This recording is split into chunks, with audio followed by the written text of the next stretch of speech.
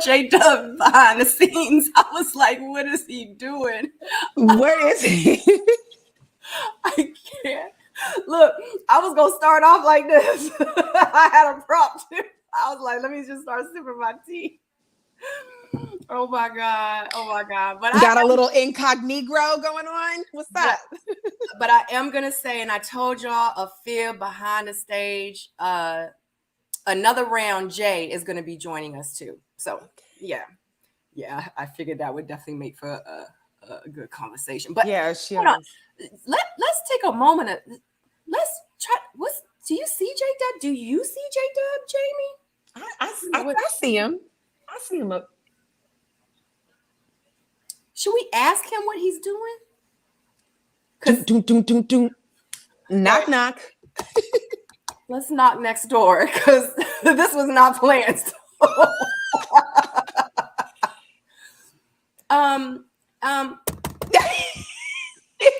Hey, it's J-Dub.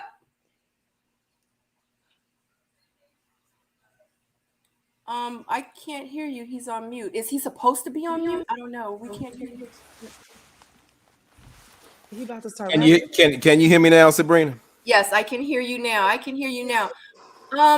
You looking like a flashback from the 70s. Cool Mo D, Run DMC, LL Cool J, Redhead King. I don't know. You finna flow? You need a beat? Well, it's like this. It's like this. Before I get started, hold on. Before I get started, I need Stacy B and Really B TV to come to the front. Because with this, what's going on right here? This is hashtag justice for J-Dub. From the beginning. Oh no, J-Dub is so cynical. Oh no, J-Dub is so negative. Listen, J-Dub is a hater. From day one, I told all of y'all what time it was with Rashid and Symone. It was cap. So just like Rashid, I'm here to free myself. I'm here to free myself from all of this. I mean, just all of this. See, all this is cap. This is right. This is cap. See all that? See that? My chains, all that. That's cap. This is cap. All that's cap. All this cap. I can't be like Rashid. Okay, this ain't cap. So I'm gonna put this back on. Rashid, I got another Rolex for sale if you need it. So we good. All right. So we done. I know I ain't gonna get my apology. I know you might. I know I'm not gonna get my full-throated apology that I'm due because I was verbally assaulted. I already had an attorney in place to get this thing straightened out because it was absolutely ridiculous the way I was treated on the show. The bias was so heavy, I almost broke my MacBook. I'm like, nah, we not doing this. So like I said, like we here, we can share all of our opinions, how we feel, what we think. But if it gets too close to the heart, then maybe it's time to back up. But like I said what I said. That's the motto of my channel. Say what you say. A fraud from day one with no hate. I'm gonna let you do your show, Sabrina. I need to hear all of that, Jay. I was about to say, well, that's the end of the show, everyone. Thank you and good night. Mike walks off stage. What an intro. Yeah.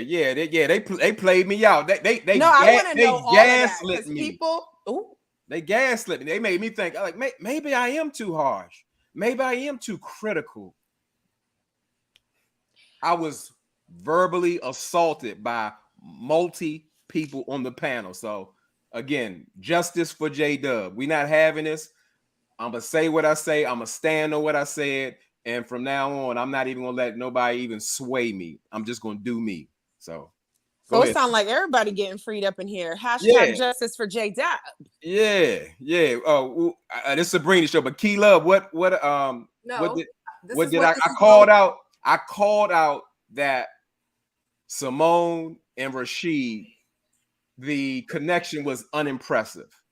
It felt fraudulent. It felt performative. It felt a sense of, what are we talking? Riding coattails, for a moment, and that's what love is not about. Again, if people subscribe to the Ebony K. Williams school of love, then yeah, okay, it's about the money, about the flash, it's about the opulence, but it don't have nothing to do with sustaining a healthy relationship.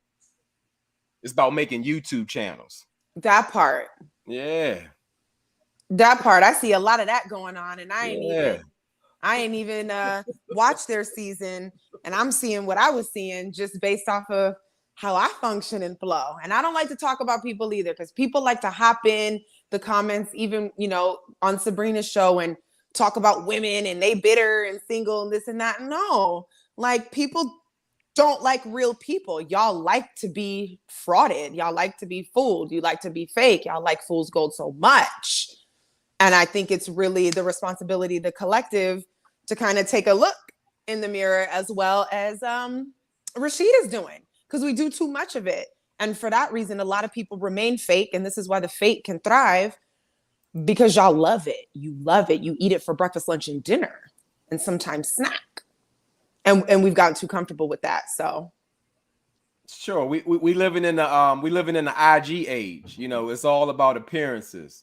It's all about the look of everything. It's zero substance, and that's what's going on. So if Rashid comes on with the custom suits with the ankles out and all of that, and they say, "Oh, this guy's fly. He's doing it. He has a Folex. He's got the diamond studs.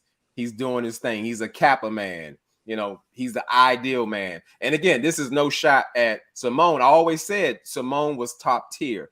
I thought Symone deserved better. As I said before in my live, I knew Rashid from the beginning had the eyes for the young Thundercat, Adriana. That's who he wanted. That's who he wanted. All she had to do was say go, and this show would have been over with. This interview would have never happened. Well, that's because, okay. So I don't want to just keep going without Sabrina, I'm sorry. Do you have an intro, or can we just?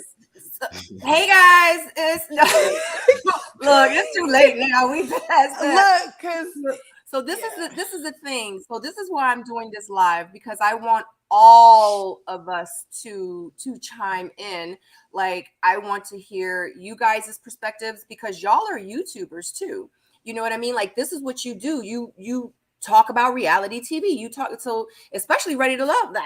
That's how I met y'all. You know what I'm saying? Mm-hmm. So, this discussion, I feel like it needs to be had. Like, it's a lot of YouTubers out here that's done videos on Rashid and Symone, and I'm just like, because I feel like I do provide, a safe space. I'm not gonna say it's all the time safe, because J-Dub just said he got attacked.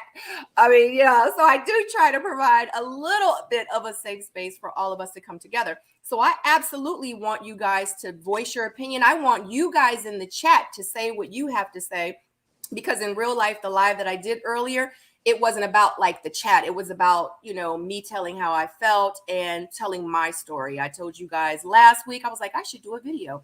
I did the video. Hence, Rashid and Symone happened. I said, I'm just going to put it together.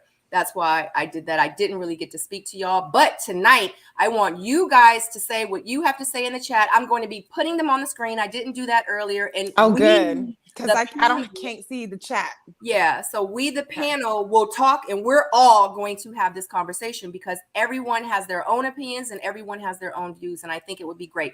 Jay is here, guys, but she's driving. So she's not going to, she needs to focus. And I know you hear me, Jay. Yeah, I can hear you guys. Hello, everybody. Be safe, Jay, and we'll see you shortly, okay? Yes. All right, here we go. That was my intro. Let's go. Okay, so Jay does what you're saying. I do. When you're not okay, first of all, just I need to do one little mini disclaimer and preface. I appreciate that this man Rashid got up and spilled his guts for an hour and a half. So I appreciated it. I found value in that. So I want to say it first before I say the rest of what I have to say, because what I want to be mindful of is not only do I think more men should do it, but I feel like people should It's not about feeling comfortable, but I don't want to knock somebody for being transparent and giving their moment of vulnerability in the time that they get it. We could all say it should have been all of these times, but it wasn't. It was Father's Day, and I have to commend it because I'm pretty sure not only was it not easy, but I'm hoping others are encouraged to do the same. So with that being said, exactly. How you're saying that he would have gone for the other girl like this if she would have, and this and that. Yeah, because when you're not rooted in nothing, any and everything looks good. It's going to be who says yes, who's the hottest, who's the cute, what makes sense, how you going to look. To be honest, I really feel like too many guys on this show, that's what they're doing. It's almost like you want to come on here because you feel like you're ready for love. Just like Rashid said, oh, I'm a lover of love. I love love. And I believe he loves love and wants all of that. And that's cool.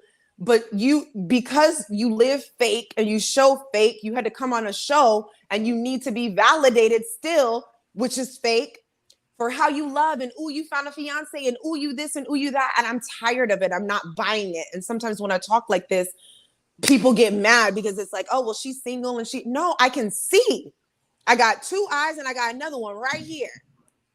And it becomes very apparent in some of the actions that, a lot of it is fugazi. Like, y'all want the kudos from the TV show. You don't know the first thing, not only about loving someone else, but loving yourself. Okay. Well, I got to get back in there because Sabrina, can you bring Lynn Esquire's comment? Yes, Lynn Esquire. Oh. Took the words right out of my mouth. Wow. In the words of Rashid, I call cap. I give him 0 credit for coming out with his transparency and his documentary about his life, his 40-minute introduction into leading of why he lied to Symone, deceived her, just dragged her through the mud when you can see she's been there for him. So it's not, he wanted to come clean. He wanted to get ahead of the story. He wanted to create the narrative. And this is Lynn Esquire. This is exactly how I feel. It's cap. Can I say this though? And it's gonna sound like a little bit of defense of him in that moment. It's his story. Why would I let y'all create my narrative? Because the first thing he was gonna say is, once everybody realized that they're broken up, is, oh, he cheated, he did this and that. And financially, yes, he cheated. But it's not gonna be the cheat that y'all gonna create for him. Everybody else is gonna create a story for him. So let him say his. Maybe one day Symone say hers. And then y'all find the truth somewhere in the middle of both of their stories. It's not y'all story, not everybody in the audience story. So I'm not mad at him for saying his piece, because sometimes you got to get these things off your chest. You have to be, in order to start loving yourself, you have to be freeing yourself to the world of who you want to be or who you created in your mind to be, and to be yourself. Yeah, I found the value in it. Not doing. Yeah, correct. That's the thing that a lot of people are not doing, is that we're going to keep the facade up. And I feel you, J-Dub. He would have chose Adriana because that would have helped him create the facade going forward, because he don't have to be real with her. Once you start making a friendship with somebody, you have to start to be real with them. And that's what him and Symone did in that meantime, while they were just starting the podcast and all that. They were creating a friendship, and he was halfway real. That's where he falls short. And that's what we should be talking about, is actually showing up as yourself when you're saying you want real love. And how y'all be trying to be with the people that's going to let you be your fake self and want to ride that off into the sunset. We're tired. I mean, well, do what you want, but it's like the real. Some people are going to make you show up. Some people are going to really make you show up and be who you really are. They run from that. You can't be scared of that. But you can't be scared of that either. You can't be scared of who you are. They scared, sis. They don't stay with those women. It's rare. And I think that's the bigger conversation of him coming out, is I saw about 200 dudes that I've known myself who should probably be going through the same thing because they're cap. I don't even want to just generalize this just specifically to men either. Some of us women need to live in our truth too. Especially with the person, at least with the person you're dealing with. You don't have to deal in the truth with the world. You know what I'm saying? If you want to deceive the world, do you. But the people that is closest to you, they should actually know you, Because it's like, if you want me to trust you and have and protect you with my life, I need to know what I'm protecting. It's kind of like lawyer code. I need to know the truth. So when I get into the courtroom, I can't be bamboozled and surprised by anything. But I can get out here and defend you properly like I'm supposed to. And that's what he took away from her. When you start taking away the truth from people, you take away their choice to make an honest decision for themselves. And that's not fair. And that's where we got to really hold him accountable for that, and anybody else out there in the world that's doing that to people. Live in your truth. Let them people make a decision on you based off of the true you. And if they mess with you, they mess with you. They can't be mad at you at the end because all you did was give them you. I definitely agree with that part, and that's the beautiful thing. We all have different opinions and insights, different perspectives. But I feel like the stars of the show are the commenters, because I mean they're killing the assessment, in my opinion, because they're saying everything that I want to say. So I'm gonna go ahead a little deeper with it. I think Rashid he's doing what he's done best. He already told you, hey, I'm a liar. Hey, I'm a manipulator. And I still believe that that's what's going on now. He breaks down in tears and second and say, oh yeah, I love this. I just wanted the legacy of my son. I mean, this is with my son. But you know that the world famous Kappa Alpha Kappa, he'll come right out of it. He's putting another job on, and it's working for most people. He has garnered much sympathy and understanding and all those things. The man, okay, is not in a judgment space. He told you, hey, I'm a liar. Hey, I'm a salesman. Hey, I'm a manipulator. Told us right to our face, and it's still working. It's working. That's what I believe. It's working. I agree All with this you on that part. Performance. And, in generally, a lot of people are falling for it. That's the same way like how Derek Jackson still has a platform. Where's his video? Y'all still going for it. The man told you, I'm a liar, I'm a cheater, I do this. But y'all got to find a way to protect this man, protect the baby boy. That's fine. I get it. It's no judgment. I don't, have a judgment about him not being able to keep up with Symone, or him being financially irresponsible. None of that, even at the age of 45. Because again, that's like a life skill of how, of course, some people grow up, develop, and learn, but some people are still stuck there from following the patterns of their households as children. They've never seen what healthy financial literacy looks like, or communication. So some people are stunted. I get all of that. But like I said, the man is still working the room. The man is still selling all of y'all luxury cars, and some of y'all putting deposits down on them. I mean, I get exactly where you're coming from, because that did cross my mind, especially because he kept saying how much of a master manipulator and a seller he is. But because I don't know two of them from Adam, both of them, first of all, kudos to them. If Symone want to be with him, and if it works out and however she feels, cool. Like, I don't care about any of that. What I got from it was, I really wish that more men would put the effort towards these types of realizations about themselves. And yes, I agree with you, Jay. Do women need to show up real too? Yes. But can we just talk about men for a second? Because it was a man who made the video, and not always throw in, the other side for a second, because this happens so often that I feel like it could be a catalyst for some men to kind of look in the mirror a little bit. And I'm not saying it's all men. There's great men out there and all this and that. But I've never heard a man go from the beginning to the end and really tell where he's messing up at. Men are making podcasts. They're running through women. I would love to see more of this, because this is something we could work with. And he even shared it in the video. Like, well, he didn't say it like this, but we're pretty much willing to love your dirty draws. It's not that, but the perception that a lot of men feel like they need to have in society, whether it's because of what community says it needs to be and all this and that, they're playing on this odd, because of the polarity, oh, you can do this or you can't, you're a black man and it's this, or whatever polarity, and trying to play in the middle and find that space.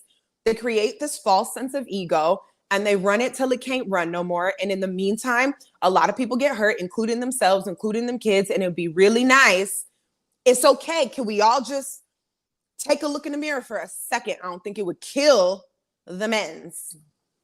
I don't, because I see this a lot, like in dating, in other friends and dating, and all interviews. I mean, I could go on and on. I can see it when I'm watching these shows. It's just,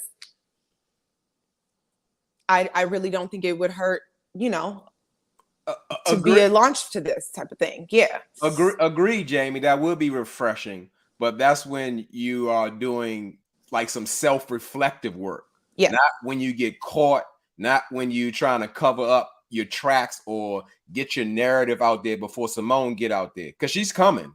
Believe me, she's coming. So I don't speak on her or judge her in the situation. You know, there's some things and details that come up to say like, hey, it may lead to, of course, she knew a little bit more than is put out there.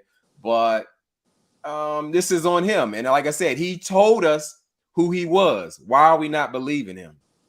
Let's believe him. I'm cool with See, I don't know. You know what I mean? You know, I feel you though. Like you're right. It crossed my mind as well. You on mute, Sabrina? I was wondering why I was like, and then y'all kept, and I was like, I was like, y'all couldn't hear me. No, but that's actually what I said on my live too, because we really don't know. We're not Rashid. We're not in his skin. We don't know. We don't know him personally for real like that. You know what I mean? So who are we to say in real life, like what's going on, what he's thinking or whatever, what his motives are? I actually said on my live that either he did the 8 Mile like Eminem did, where he rapped and said everything so nobody could say nothing about him at the end because he put it all out there, or he's still playing this thing that he been doing, you know, and he wanted to beat, you know, Symone to the punch by doing an 8 Mile thing, you know what I mean? So, and if he really is a narcissist and if he really is a manipulator, then that's what he's still doing, you know? And now he just had to go to another level of, let me cry, let me, you know, put my watch on and my necklace on to take it off in front of the camera. I mean, we just don't know. I don't know. I'm just saying, guys, you know what I mean? Like, we really don't know, but it could have very well been where he hurt. He upset. He tired of being a manipulator, narcissist, whatever, a liar. He tired and he just don't want to do it no more. And he felt like in order for me to, what is that saying? Like, in order for you to like move forward, you have to put yourself, I can't remember what it is, but maybe in his heart, he like, this is what I need to do. Maybe his spirit or something was saying, you can't get right until you do this. So his spirit said, I need to go live and this is what I need to do. We don't know. You know what I mean? At the end of the day, though, y'all can go back and watch that video. Okay, I'm there. Go ahead. You know, we're all speculating here or giving our perspective. Let me say that. But where I get is that it was some type of plea to become transparent, to, I guess, tug at Symone's heartstrings. Of course, he wants her back because like I said, he was unfaithful. He was financially unfaithful again and again and again and again, even through his history. So again, I have to say that, especially with Another Round, when she says, yeah, in real life, if Rashid was honest, there is a woman. There's plenty of women that would take him on, him and his $300,000 worth of student loan debt and credit cards and car in his mama name, house in his mama name. Guess what? There's some women out there for him. So yes, be yourself. You don't got a lot to kick it in real life. Yeah, I know you want Symone. I got that. Because again, I said from the beginning, Symone is top tier. She's up there. I felt like more men should have been after her, but she was choice B or C on the show. Rashid wanted that young 31-year-old Thundercat. Period, point blank. I'm gonna let somebody else talk. Yeah, but see, with even you saying that, it just makes me feel some kind of way, because I feel like, you know, again, whether it just is the chatter on the internet and all this and that, a lot, you know, it kind of seems to be the thing that, oh, there's no good women and women are this and women are that. But then the good women who are the Symones, we sit back and watch dudes capping, chase the 31 and the this and that so they can look this and da-da-da, and it's tired. And so what I was seeing in his display to me went beyond the actual show and whatever he's doing with this girl, and it just kind of speaks to what's going on a macro level as well as his micro situation. Do y'all feel like that he's a narcissist? By definition, he gave on the show, on the thing. No. I would say so. Yeah. No. By the definition he gave. Yeah, I don't really get into the diagnosis. I get into what I see and what he's talking about and his pattern. So he told us, hey, I'm a liar. Hey, I'm a scammer, salesman, all of that, manipulator. This is who I am. And people said, no, he's not. He's just confused. He just got the wrong lunchbox when he was in elementary school. It's not like that. He can come up. He's just freeing himself. As he said, he's freeing himself. Symone didn't make him, live the cap life and wear the fake Folex and the chains and buy a Porsche and he couldn't put gas in it. Symone didn't do that. That was him. They like, oh, he's trying to keep up with Symone. No, he trying to live that lifestyle that the internet has created, this IG world, that everything is fake, that everything has to be up on this level. So you don't have a Benz, a Porsche, a BMW, you living down here, you living below your worth and all that kind of stuff. That's a fake life. That's fake, but people are buying it. Same way with the BBLs and all that. You can't have your natural beauty. Your face isn't good enough. Your butt isn't good enough. None of that. You have to look a certain way. You have to have certain status pieces. It's absolutely ridiculous.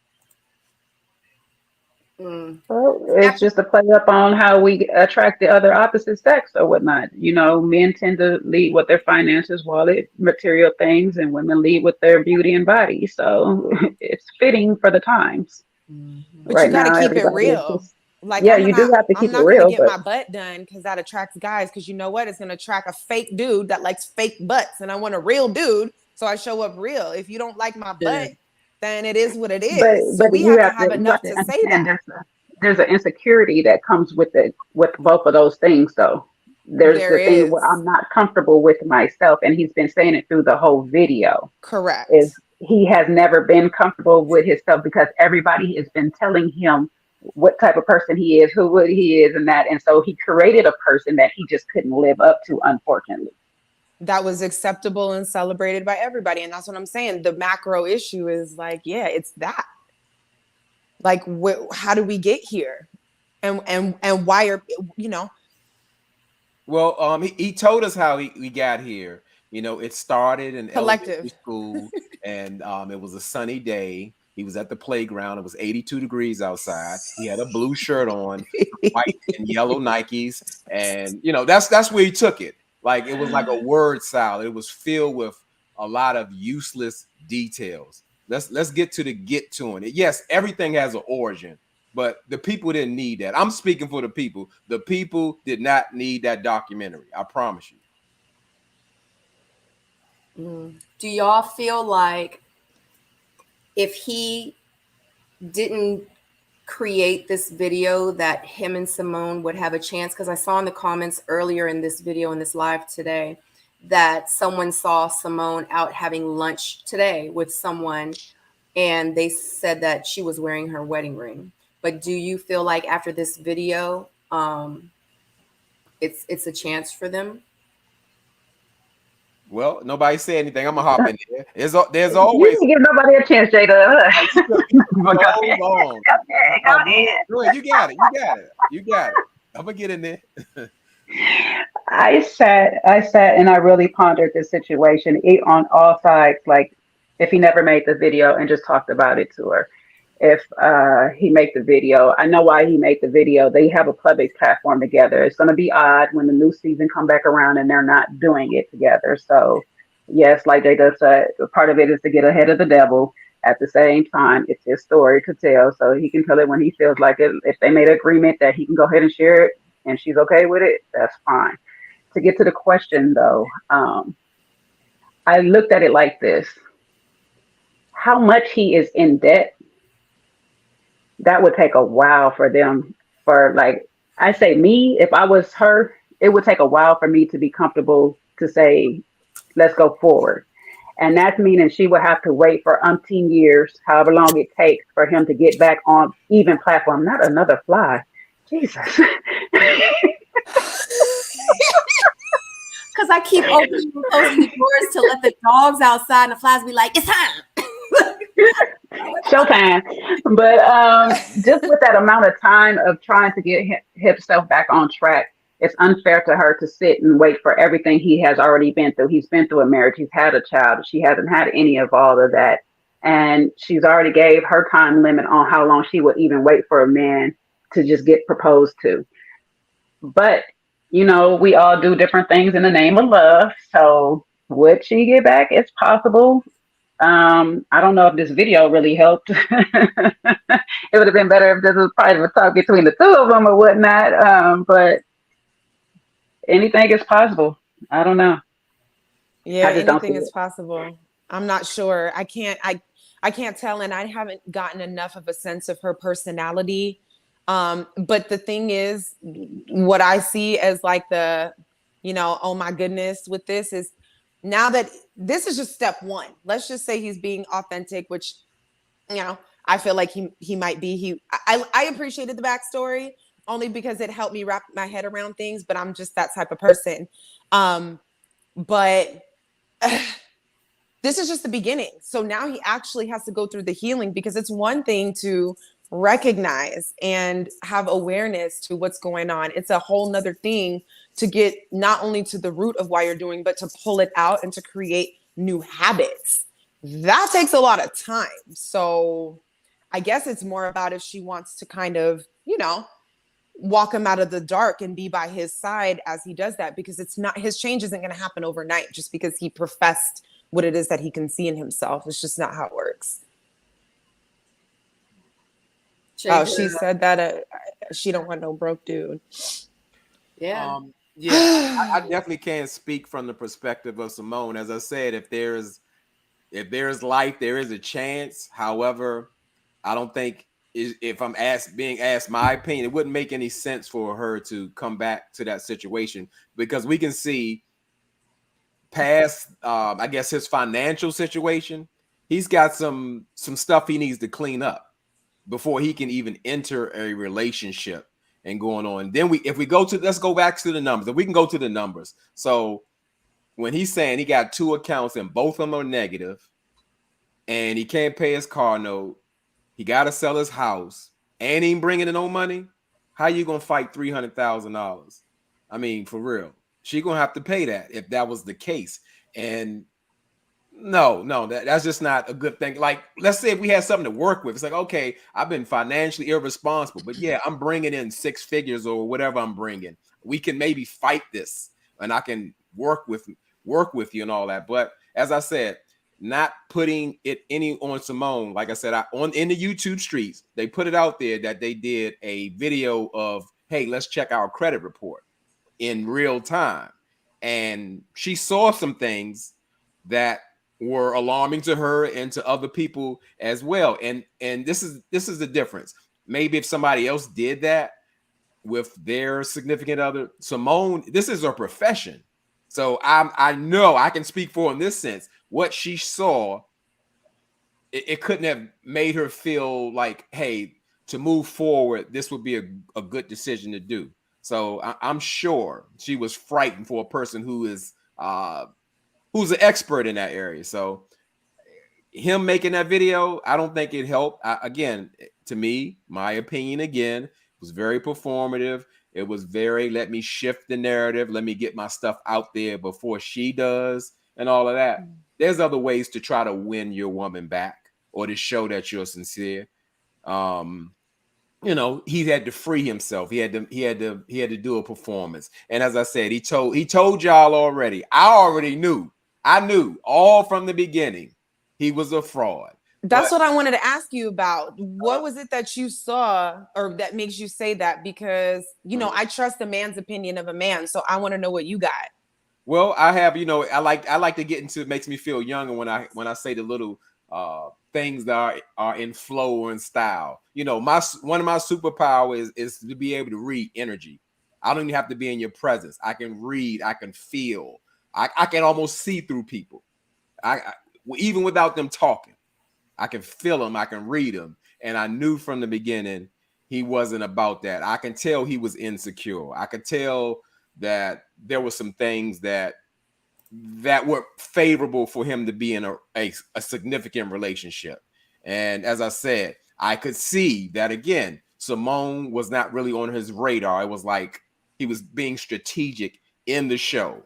And that connection was not impressive. That connection was not genuine. It came off to me, especially when they got together. Hey, look, we're good friends, and they're sitting next to the couch together. I said, "Oh, they together." He didn't trick this woman into connecting this brand so they can make some YouTube money off a podcast. That's what I knew. So I mean, I seen it. I know.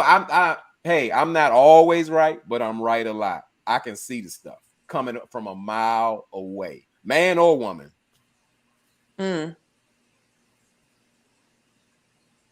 Anybody else want to get in there?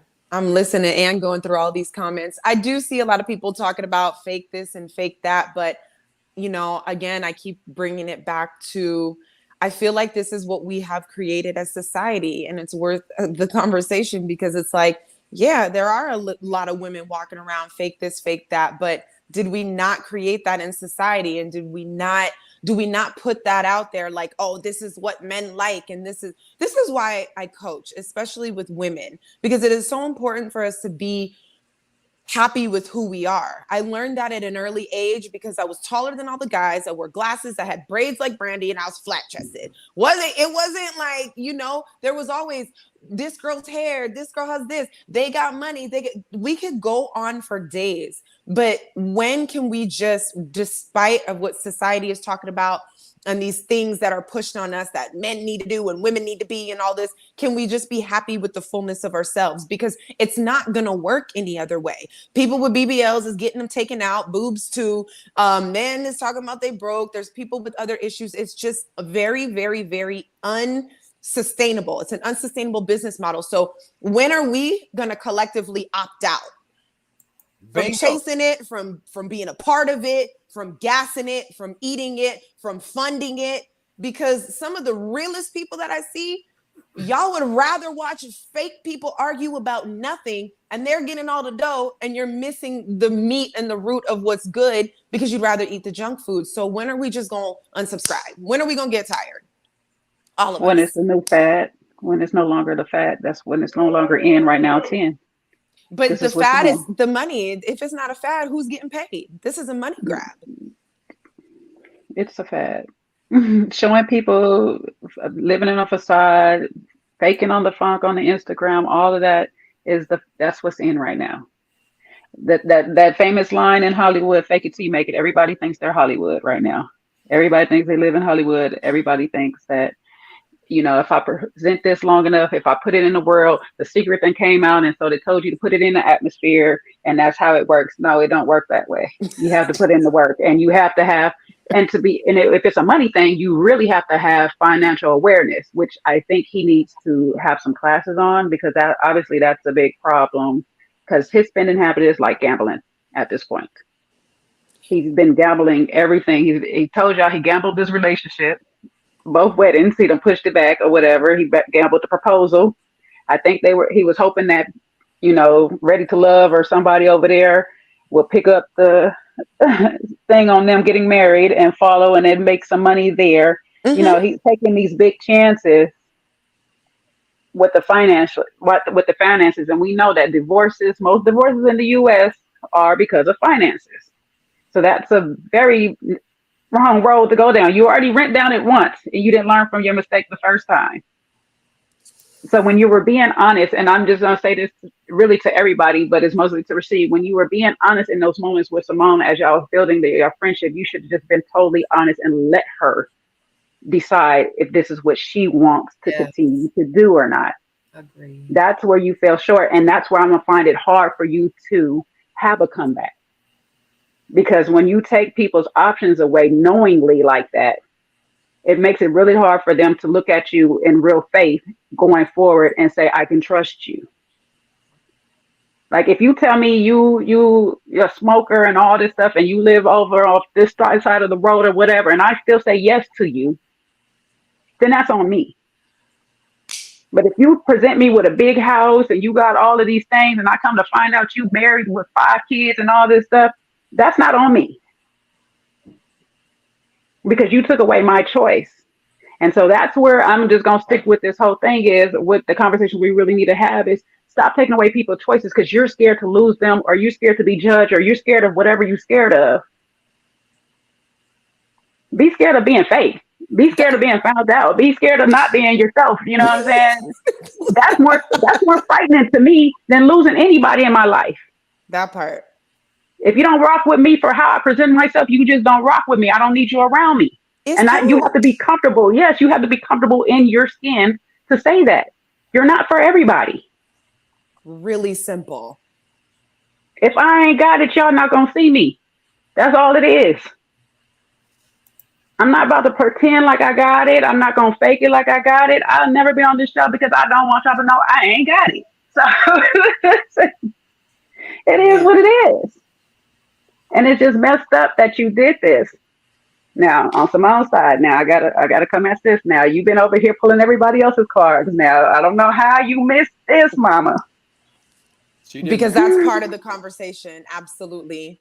She didn't miss it. She saw what she needed to see in that credit report. That was enough doubt to know that. No, because how long ago was that done? Oh, I don't know. I mean, that's enough. That's what she do. That's she does the background. Okay, but if she did this before the proposal and still took the proposal, and here we are, I don't understand how we're here. Why is we having this conversation? She ignored it.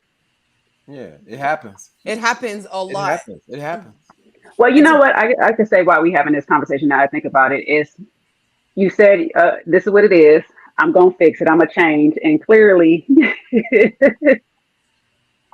you ain't fixing, you ain't changed because you went more in the hole instead of getting out the hole. Right. So I don't know. I just don't understand this.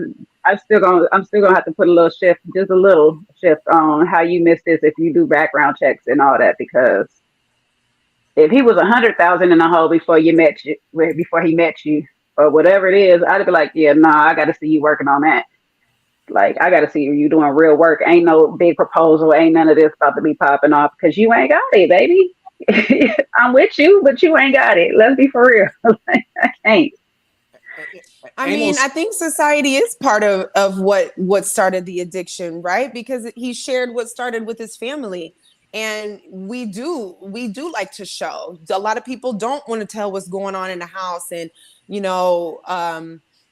people put on a facade all the time. So if they do it from the gate, who are you facading for? It's absolutely society, whether it's Instagram or not. People do it all the time. Let's go out. Let's present like we got it. Don't tell nobody that in the house the business and blah, blah, blah. Meanwhile, his dad's in rehab. This is going on. His mom is not, trying to cover up certain things when it came to his learning disabilities, and not cover up in a bad way, but it's still, this ain't finna be my baby. They ain't gonna see my baby like this. It absolutely starts that way, but that's just my opinion. Sure. I mean, at this point, I wouldn't, let's say, we call it hold Symone's feet to the fire. It's easy to see. You don't have to speculate. She ignored it because he's 45 years old. There's no new student loans popping up. They were there. They're always going to be there. And if he chooses when or not to pay them, it's never going away. So she saw it. And I don't know, he sold her a dream or made some type of explanation where she felt she could go forward. But of course, that's alarming, or that was alarming to her. And then it just started getting more sketchy and sketchy. Like, hey, you just bought a house. Why is it on your credit report? Not none of them. Oh, well, it's new, even though it was 90 days ago. Okay, she knows better than that. So again, what person, I'm not going to say woman, what person hasn't ignored some type of red flag going forward? It happens all the time. I can say pretty much everybody has done it. Nobody's perfect. Yeah. Some people look past people's flaws or shortcomings and try to move forward. But sometimes it's a mistake, or it's going to be a very expensive lesson later down the line. Mm-hmm. Man, y'all need to go watch my video from earlier. So let me ask y'all something. Do you feel, because we haven't heard from her, and I said earlier in my video that it is 3 sides to a story. We've only heard from Rashid. Do you guys feel like that the relationship should be and needs to just be over, like because of what he's done to her? Do y'all feel like it should just be completely done with them, or do y'all feel like that they could work it out or should work it out or try to work it out? What are your thoughts? Well, I would definitely say that would be totally up to them, or at this point Symone. And what she decides is what she decides for her life. The same way people who choose to smoke and drink and gamble and do whatever. It's your life to live. You can do what you want, but is it, I guess, on paper, a sound decision? Probably not. The man already told you, hey, through and through, I'm a liar. I'm a manipulator. I can sell you anything. And I'm over my eyeballs in student loan at the age of 45. Nah, that doesn't sound very sexy or sound something like you can really connect to. So again, it's her decision, but hey, does it sound good? Probably not, because normally there's some things or expectations or some goals that need to be reached when some people get married. And her being financially fit, that would probably be a nightmare. She would probably normally run away and be scared, or tell somebody else to, girl, you better get out of there. Don't do it. She would probably tell somebody else that. So again, but it's up to her. And he's a liar. Let's put it on top of that. And he told you he's a liar. I'm a liar through and through. When somebody tell you that, don't try to wish that away. Don't try to, oh yeah, oh my goodness, I know you had it hard with being in special ed. No, he said, I'm a liar. I'm a manipulator. I'm a salesman. Don't try to spin it. He told you. All right, somebody else can get it. Yeah. Go ahead, Go Jay. ahead. We like, go ahead. Jay. Yeah, I don't go too far from you on this, J Dub. It's totally up to her and how she feels. She knows herself and what she can handle. I would say she know him, but that's okay. Too soon. But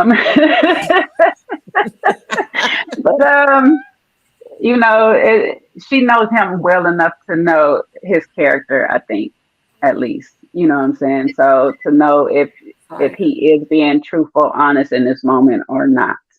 So I can't tell her or them what to decide in this moment. That's a big decision that she has to deal with. That's a lot. I don't know how marriages work. If you could sign a prenup to a person's debt as they debt, I don't know if you could do that or whatever. If you can, then do you, boo. But I would definitely suggest that you do make some arrangements prior, alongside of this. That because you could put in the prenup, if you don't get this under control, or you don't get a handle on this part of your finances, or you lose this much in finances, or you make bad investments, we can be over with. So you can secure yourself and your bag some way, somehow, I believe. So I would just definitely say you go ahead and get you some paperwork in writing if you want to go forward. Make sure he does the proper training and counseling, because he needs some therapy, he needs some financial counseling and things, and he goes through all of these programs and whatnot. And y'all do what's best for you. Let me sneak one in. Let me sneak one in there. One more thing. Also, he's having problems with money coming in. He said that both of my accounts are negative, and I'm waiting on a check. So you just got to go get you a little job, baby. You need to go get you a little 9 to 5. Like somebody that's not consistently receiving funds. So that's the issue in itself. So we can't be doing no more full-time hustle. And you're waiting on checks to turn your account positive and pay the overdraft fees. No. Yeah, I think he's not honest. I think that's the bigger thing. Aside from the money, for me, I can't speak on Symone, but for me, it would be the dishonesty. And there's a really deep rooted issue, of course, that he tried to share on the video. And it's that thing that makes him want to do that. It's that thing that makes him want to spend. It's that thing that makes him say, oh, I'm going to just manipulate my way and use my ego, whatever. And then I'm going to get a big break, like living life on the edge while you lie your way through. It's the lies for me. And I just don't think he could get $1 million check. And because of the way he's built, if that is not completely healed, which doesn't happen anywhere near overnight, he's still just going to lie and lie and lie. So for me, it's the lies. If it was my homegirl, as much as I understand love and heart, I've had to walk away from people myself that I didn't want to. I cared for them, but what they were doing was not going to be sustainable. And also I had to take accountability because very early on, my intuition knew. My intuition had a moment. It's quick.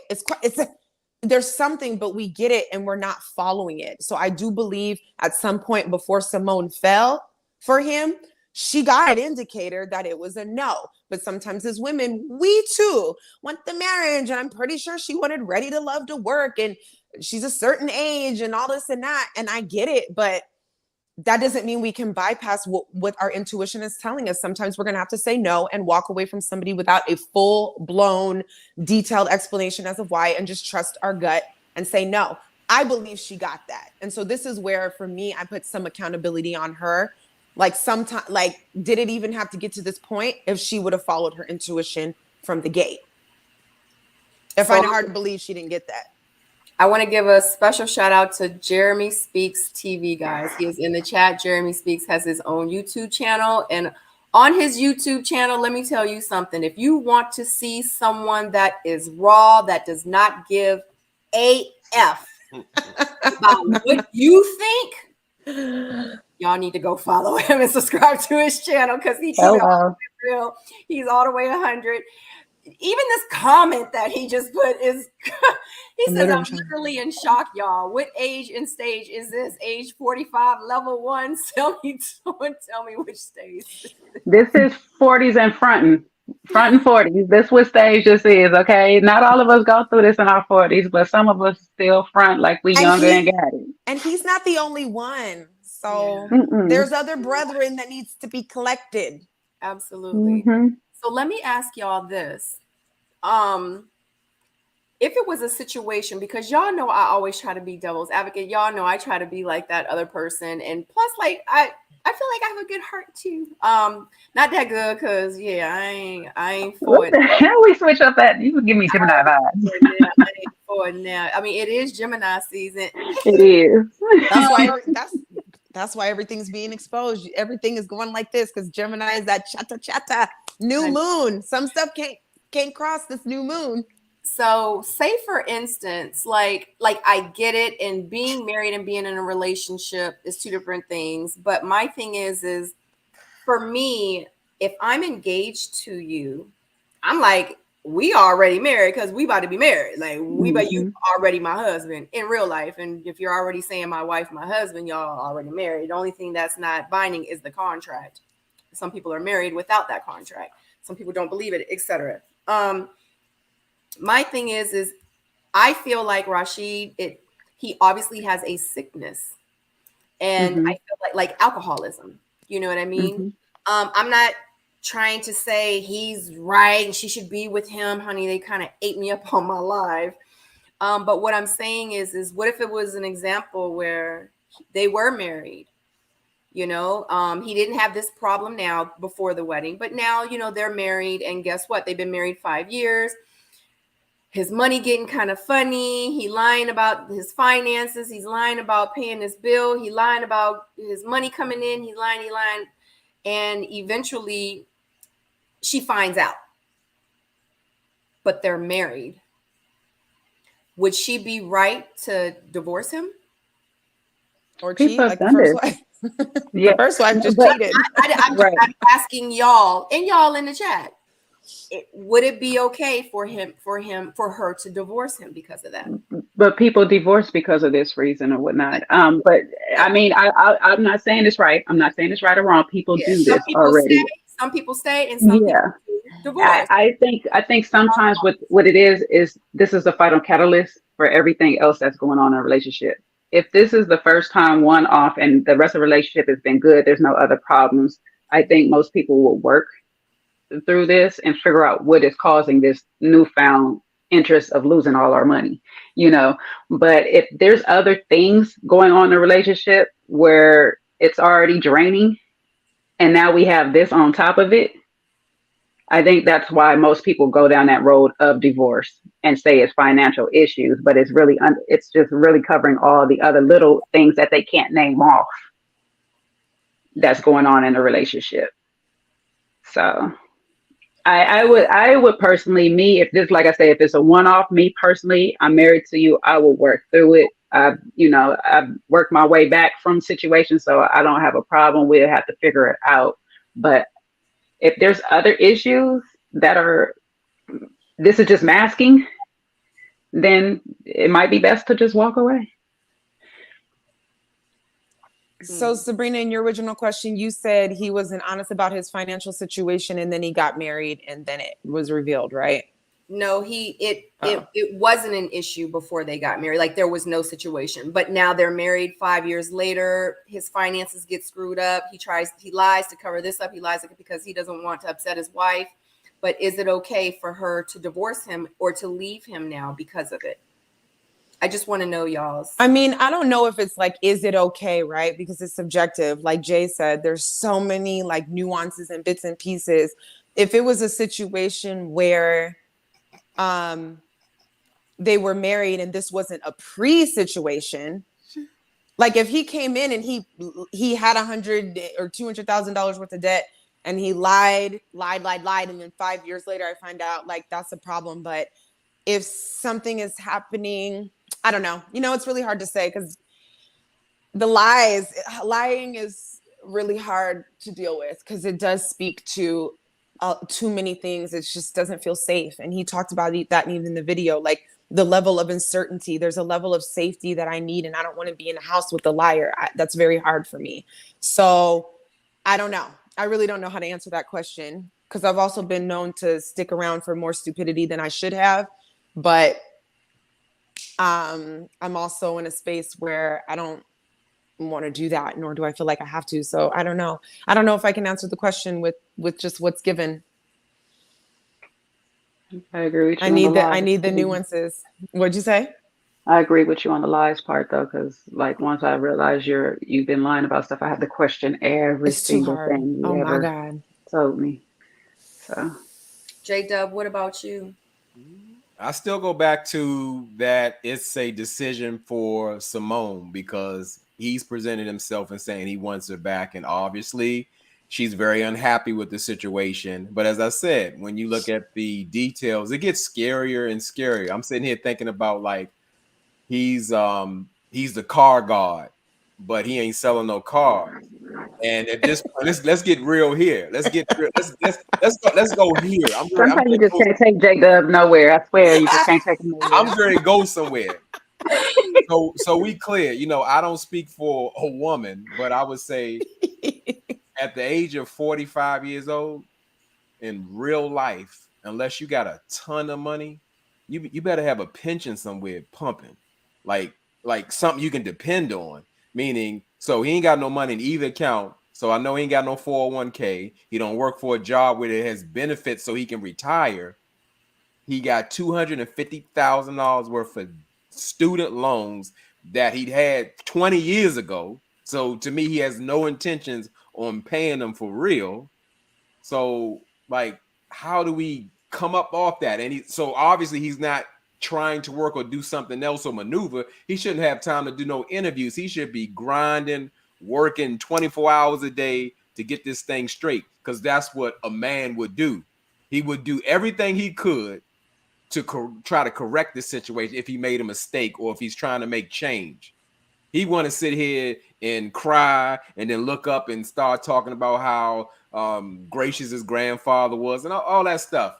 No, it's on paper, it's a disaster. Still her decision, but it's an absolute disaster. he is a middle-aged man. It's not an age shaming because we don't live to, most of us don't live to be 100 years old.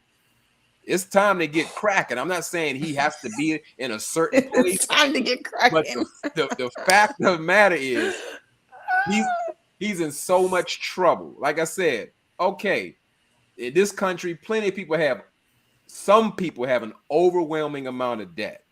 But then let's compound that you don't have a steady salary coming in. You don't have any type of retirement benefits. You don't have no money. What do you have? It ain't time to get married. He need a Yana Van Zandt. It's time to fix his life. So she knew. She ran his credit report. They were on live. They ran each other's credit reports. From my understanding, she knew that like his credit wasn't good because he even said on his live like his credit score is like a 500. Someone said in the comments, I've seen it a couple of times where somebody was like, yeah, they ran each other's credit, but she never saw his bank statements. Do you guys feel like I'm not even gonna finish the question. I'm sorry. Let me not. Right, because J Dub ain't separating the two, even though they separate. What I'm not separating. Let's talk about it. He's like, I want y'all to stop. He like it don't matter. He like it don't matter. I'm laughing at R. Hampton in the comments. He said, Rashid said, I got my health. Because that's what people do. They do deflect. Now, granted, yes, health is wealth. If you can have all those you can have $2 million in the bank, you can have a pension, you can have a 401k, you can have 10 cars. But if you sick, you can have a heart attack. Yes, you sick. It don't matter much. However, that was hilarious. It was hilarious. But to me, again, this man should not even be talking about being with someone. This man got a lot of fixing to do. He'll be 50 in 2 minutes.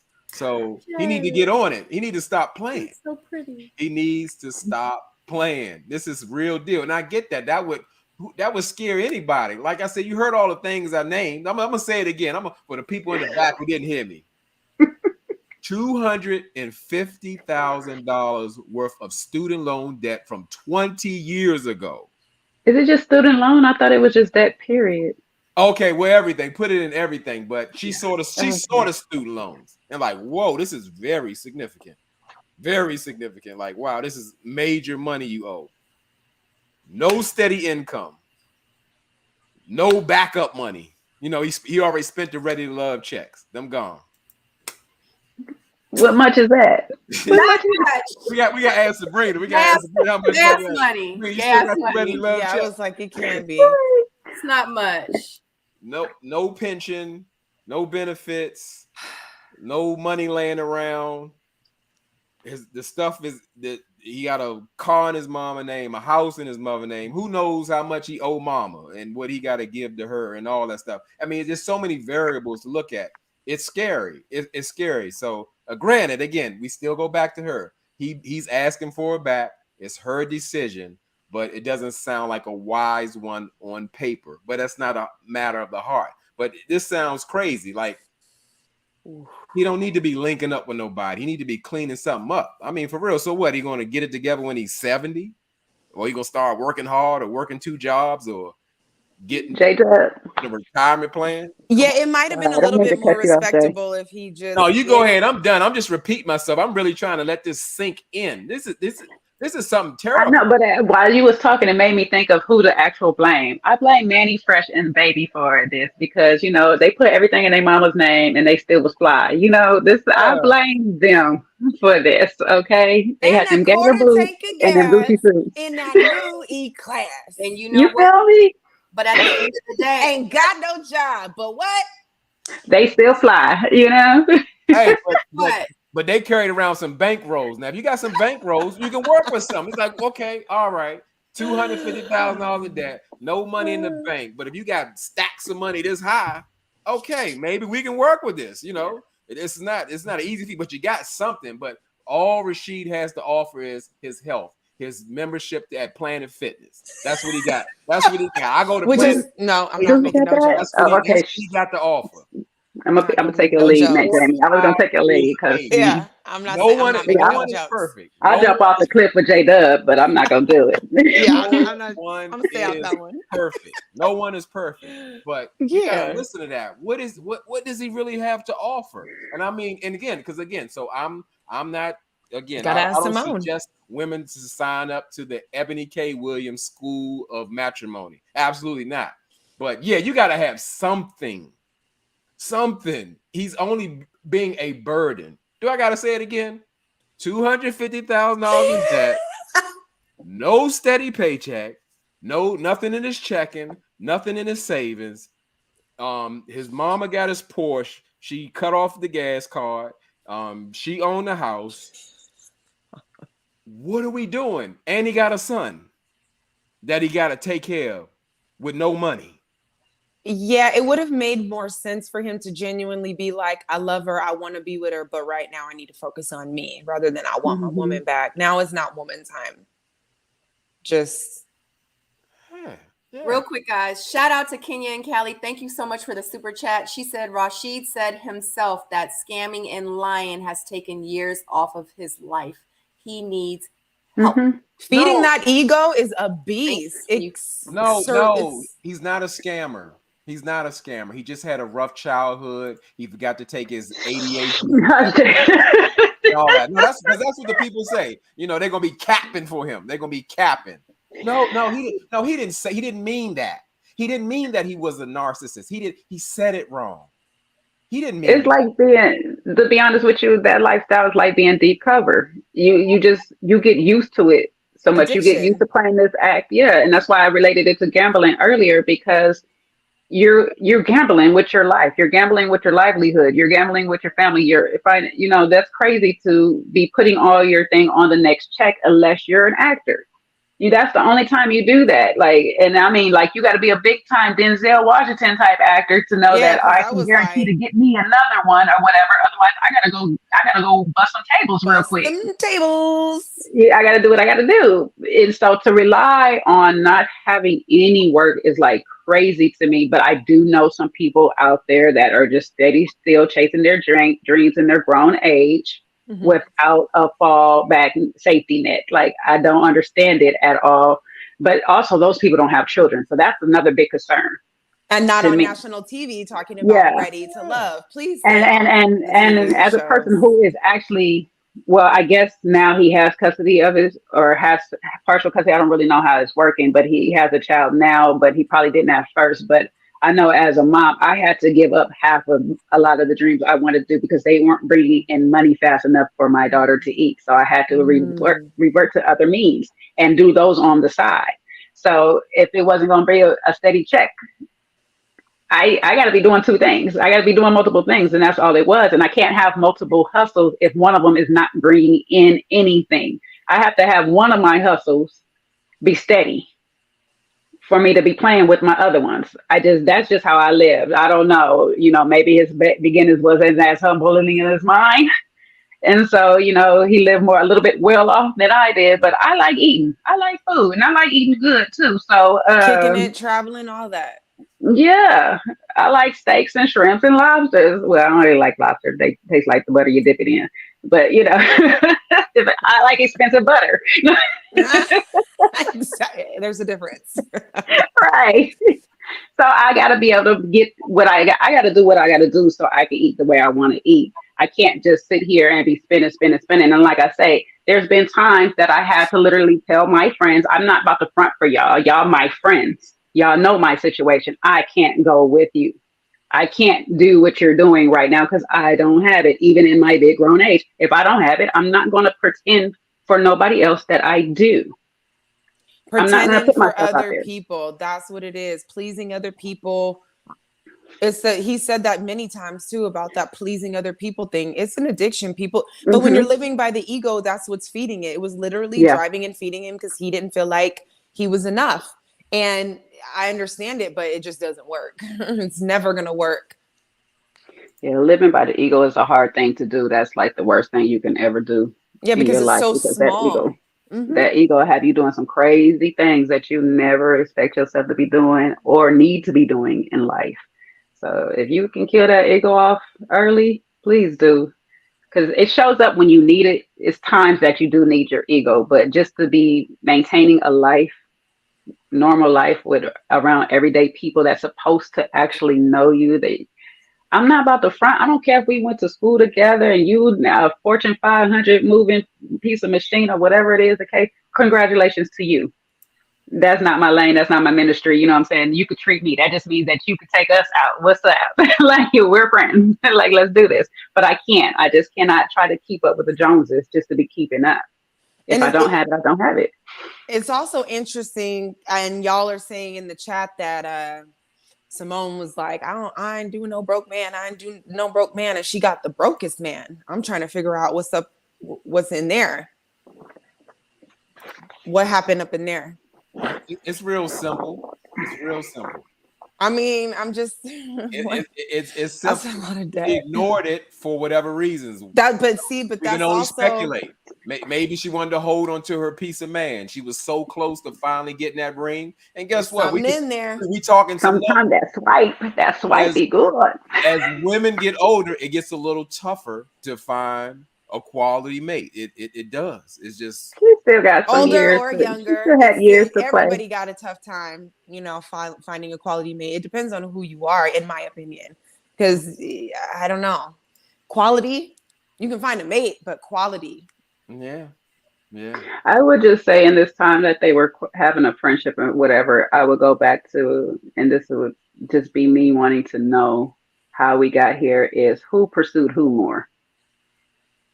Because that would be the real question. If she was pursuing him, then I can see why we were overlooking these details or whatnot. I didn't watch. But what do you guys think? Who pursued I don't know. more? I don't know. Well, You guys? they were on Dear Wifey, I think it was.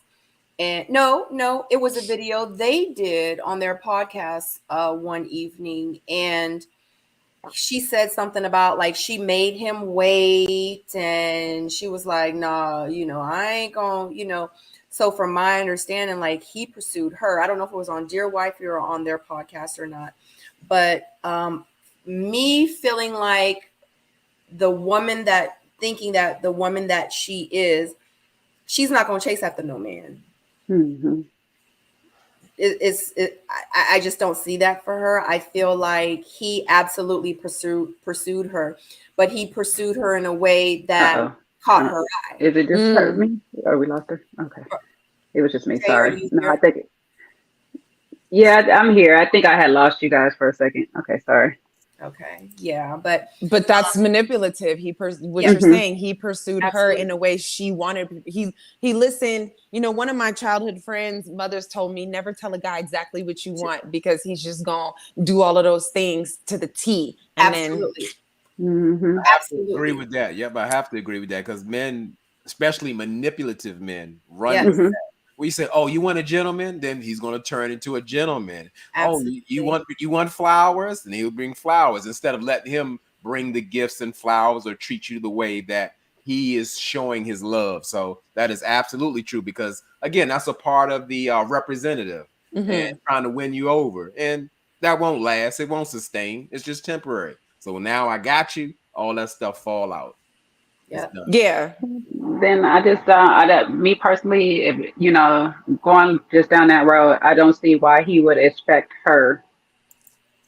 I would just have to say change behavior. Best behavior of apology is change behavior. So I just don't understand how you would expect this video for her to come back. You're gonna have to put in a lot of work, because this video is not even the start of it. But he needs to do he needs to do the work for himself first. Yeah. Or else it won't be real. Get Symone back, doing the work to get Symone, that's not gonna work. I know I don't just see it coming back, because I'm saying this work is going to be some time. Like, she don't have the time. Like, how she speaks in her time frame of what she wants to be married and all this stuff like that. That's true. He just does not have the time to put in, because all this time that they were going through the courting, the relationship, the friendship, all of this part right now, the work should have been put in already. The work should have been, I got me a good woman right here. I want to keep her. Let me make sure I get my finances together before we even got here. Yeah. At least he could have been like, I'm down. I was 250 in the hole, but I'm down to just 80 in the hole, if anything. You know what I'm saying? Hey, Theo, Like that would have been a better story. Is like, I've been putting in the work, but it's just not fast enough for her, unfortunately. So I've been doing it. Like it would have had to be something he's already been doing. Sure. now his excuses is in his Dirty. mama's name. Hampton Our is Hampton killing is it. all one. Man, some of these comments, Them excuses in my mama's name. oh my God, But y'all. it's all right, cause I'm still flying. But yeah, those are great points, especially what Jay was making. We already know Symone had some idea or knew the deal. He could say, hey, you know what? I haven't had success in straightening up my finances. This is your area. Maybe you can help me or show me some ways or some keys to get this done because I want things to be better for us or whatever. She already saw what was going on. She had a snippet of what was going on. So like, hey, okay, where's the house? Hey, this is a lot of student loan debt. I accept you. I'm a little alarmed, but we can still move forward. And he's like, you know what? Yeah, I've had this for 20 years and I've just been paying the interest on it. Show me how. Show me how we can change this. I'm willing to do that. But first you got to be bringing in some money. You can't straighten that out if you don't got a steady paycheck and a strong one coming in to fight. Well, 250. not only just that, he missed them tests. Even if she gave those passes and they were working on his finances and his credit score to get it up, he missed those tests when it came to this wedding and providing there and all this stuff because you didn't have to do the elaborate things that you did. You didn't have to do the big proposal that you did. I already gave you didn't have to throw the party the way you threw it. You could have, did a little backyard boogie barbecue. Like we falling on a budget right now. We got to do what we got to do. So I can't take y'all all out to Houston tonight or whatever the case may be. But it was about continuing to feed that ego and show. It had to be all of that because they could have also. He missed those tests. Yeah, they could have met each other and took a year to figure it all out behind the scenes. People want to be on Instagram and on the shit. Too bad. Y'all could have had all these conversations behind the scenes and worked all. We never needed to know how broke he was. They could have really worked this out and it would have deepened their relationship and their intimacy had he had some humility and not been. If he was ready for love. Yeah. Exactly. Because he said that she said, I know you broke, you an entrepreneur. So she already knew. Because my thing is you don't got to stay with him and still marry him in 6 months. Like stay with him and be like, what's going on?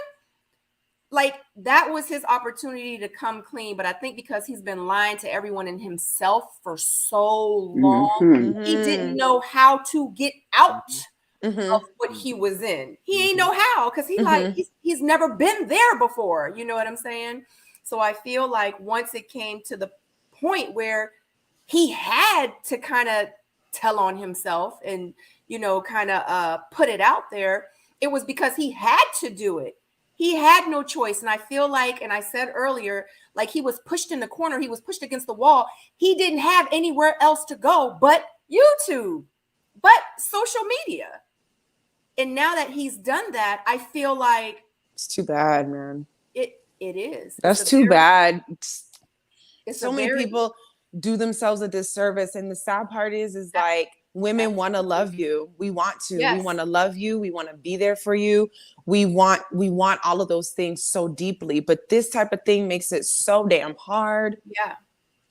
But the thing is, this is the one time, and I said on my live too, this is the one time where I wish like he had a PR person, like for him to like, I wish he wouldn't have gone live because it was too soon. It happened too soon. Like, I know a lot of people, I know someone in the chat said that this is not a situation for what ifs, but I'm just like, and I said on my live too, that, money come and go, but the person you're supposed to be with in this life, the goods, the bads, the ups, the downs, the lies, the truths, like it only comes around but once or maybe even twice, So, I never said like she should stay, they should get married, I was like, she needs like, I made a comment too in the comment section in my last video. I said, someone said, why would she stay and help him or something to that fact? And I said, I've stayed around, or not stayed around, but I've helped some of my friends out of debt. I'm like, you need to call your creditors. You need to do this. Think about getting a loan. Da da da da da da da. And I said I've helped people that were just my friends get out of debt. So why wouldn't I help someone that I said that I was in love with? I'm not saying give him money to pay his bills. I'm not saying, you know what I mean? But that's just the type of person that I am. Like, damn, babe, like you ain't had to lie. Like, how am I trust you now? Like, it's trust. God dang, man, like you lied to me. Like, what am I supposed to think? I'm not gonna believe nothing that come out your mouth now. But guess what? I love you and you got issues. Like, what do you need to do? Do you need for me to find a therapist real quick? Like, yeah, you need to go to counseling. You find a therapist, sir. Whatever the case may be. He needs therapy. You know what I mean? But at the end of the day, it was, yeah, he lied. Yes, he manipulated situations. Yes, he did these things, but he did these things because it was fueled, just like I said, by the money. And like I said with her, I felt like she was powered by the money too. Hence why it worked so well in the beginning. You know what I mean? But now that it's not there, I mean, it's true. He was powered by money, and she said from day one on Ready to Love, I ain't gonna be with no broke man. I don't want no broke man. Are you broke? Oh, you broke? No, you not. You broke? Oh no, you broke too. But see, there's an energy. Money, but you know, there's an energy in that somewhere. If I had more time to sit with it, because all of that, there's. I would need more time to sit with it, but there's something in that right there. That's something about that is real telling as to why it turned out this way. She said she's not gonna deal with nobody broke. She said she's not trying to deal with a broke man. She's not trying to deal with no man with no money. Period. Point blank. She's trying to deal with somebody that can bring her stability and she can build a foundation with. Cool. That's cool with me. You know what I'm saying? But what about that? I never said was it good or bad, indifferent. I that's a whole nother situation within itself that I said it on. She didn't say it. Yeah, here's the thing. She didn't say it in a rude way, but when you say these things to a person who admits to being a manipulator, all that, what they hear is their way in. So why did she say it, right? Because, for example, JW brought up the Ebony K. Williams thing, right? Mm-hmm. Ebony K. Williams was like, oh, like, no, I'm not dating a bus driver. But there was more to her story. She also said that she's never felt protected and provided before by any man in her life. Who said that? So Ebony K. Ebony K. So underneath the I wouldn't date a bus driver really is the pain of never feeling protected. So I'm wondering, so I'm wondering with Symone, what is the root of her? I'm not dating a broke man. Maybe where does it come from? Because it's exactly what she attracted. So energetically, there's something there. I can't pinpoint because I don't know them very well, but that's the way the laws of the universe work. It could be something else too, because sometimes people say I'm not dating a broke man, but what they really want is louder than what they're saying too. And something in love. Sometimes we want certain people to show up a certain way in love, and that's projecting more. So that might have just been a cover, because from what I know from Symone, she comes from like money. So it's not like she came from like where Ebony K kind of came from or whatnot, where she struggled a bit. You know, she come from it. So she just knows I'm not trying to change my lifestyle, period. That's why her thing is more so I don't want no broke man, because I'm not going to change my lifestyle to compensate for you or whatever. But like I say, when you lead with those aspects, certain things, if you're not leading with the characteristics, people cannot fake characteristics too long. Right. They can't. And so if you don't lead with those things out of a person, money, I can fake and pretend that I got money.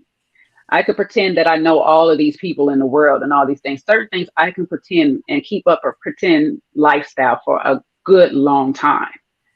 But if I sit there and say that I'm a humble, meek type person, like I can only say that for so long before I start showing my ass, excuse my French, and being a hole to everybody. You know what I'm saying? Like, if I'm saying these things, if you want certain things out of people, you might want to lead with the things of them that can't change so easily. Okay, but see, things like this is the surface still to me. Oh, that's why Ebony says she wouldn't date a bus driver, because he wouldn't be able to accommodate her lifestyle. I'm trying to get to the root of it. I'm not talking about lifestyle and things and fronting and frauding. Yeah, I'm talking about your soul, how you feel, your hurt, your pain. That stuff attracts. Something There's there. an energy to it. I'm not talking about any of this type of stuff. I'm talking about And the maybe there deeper. was a time in her past where her parents struggled a bit and she lived with that. I don't really know. It could have been something she's seen she just doesn't want to go through. And when I say somebody is accommodating my lifestyle, because I don't want y'all to conflate that Ebony thing with this and what I'm saying as I'm vouching for Ebony. No. Okay, 'cause she was nasty when she said the way she said it. I'm sorry. Y'all say whatever y'all want to say about it. She can have which her preference. I'm never mad at a person's preference, but when you start putting down other people in the process of your preference, that's where I draw the line on it. But with Ebony K's situation and that accommodating of a lifestyle, that's a bit different from what I am saying. I don't want to change my lifestyle. If I'm already providing for my lifestyle to be a certain way, I don't want to change my lifestyle for a man because I know what it does for his ego. That's what I'm saying at this point.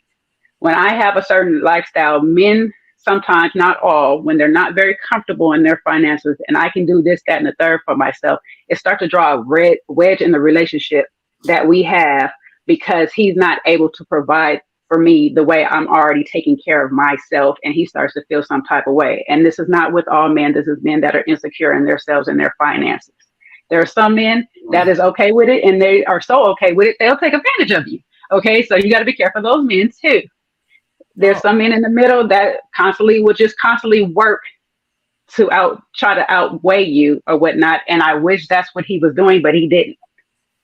Because J-Dub will remind you in about 2.3 seconds where he stood in life.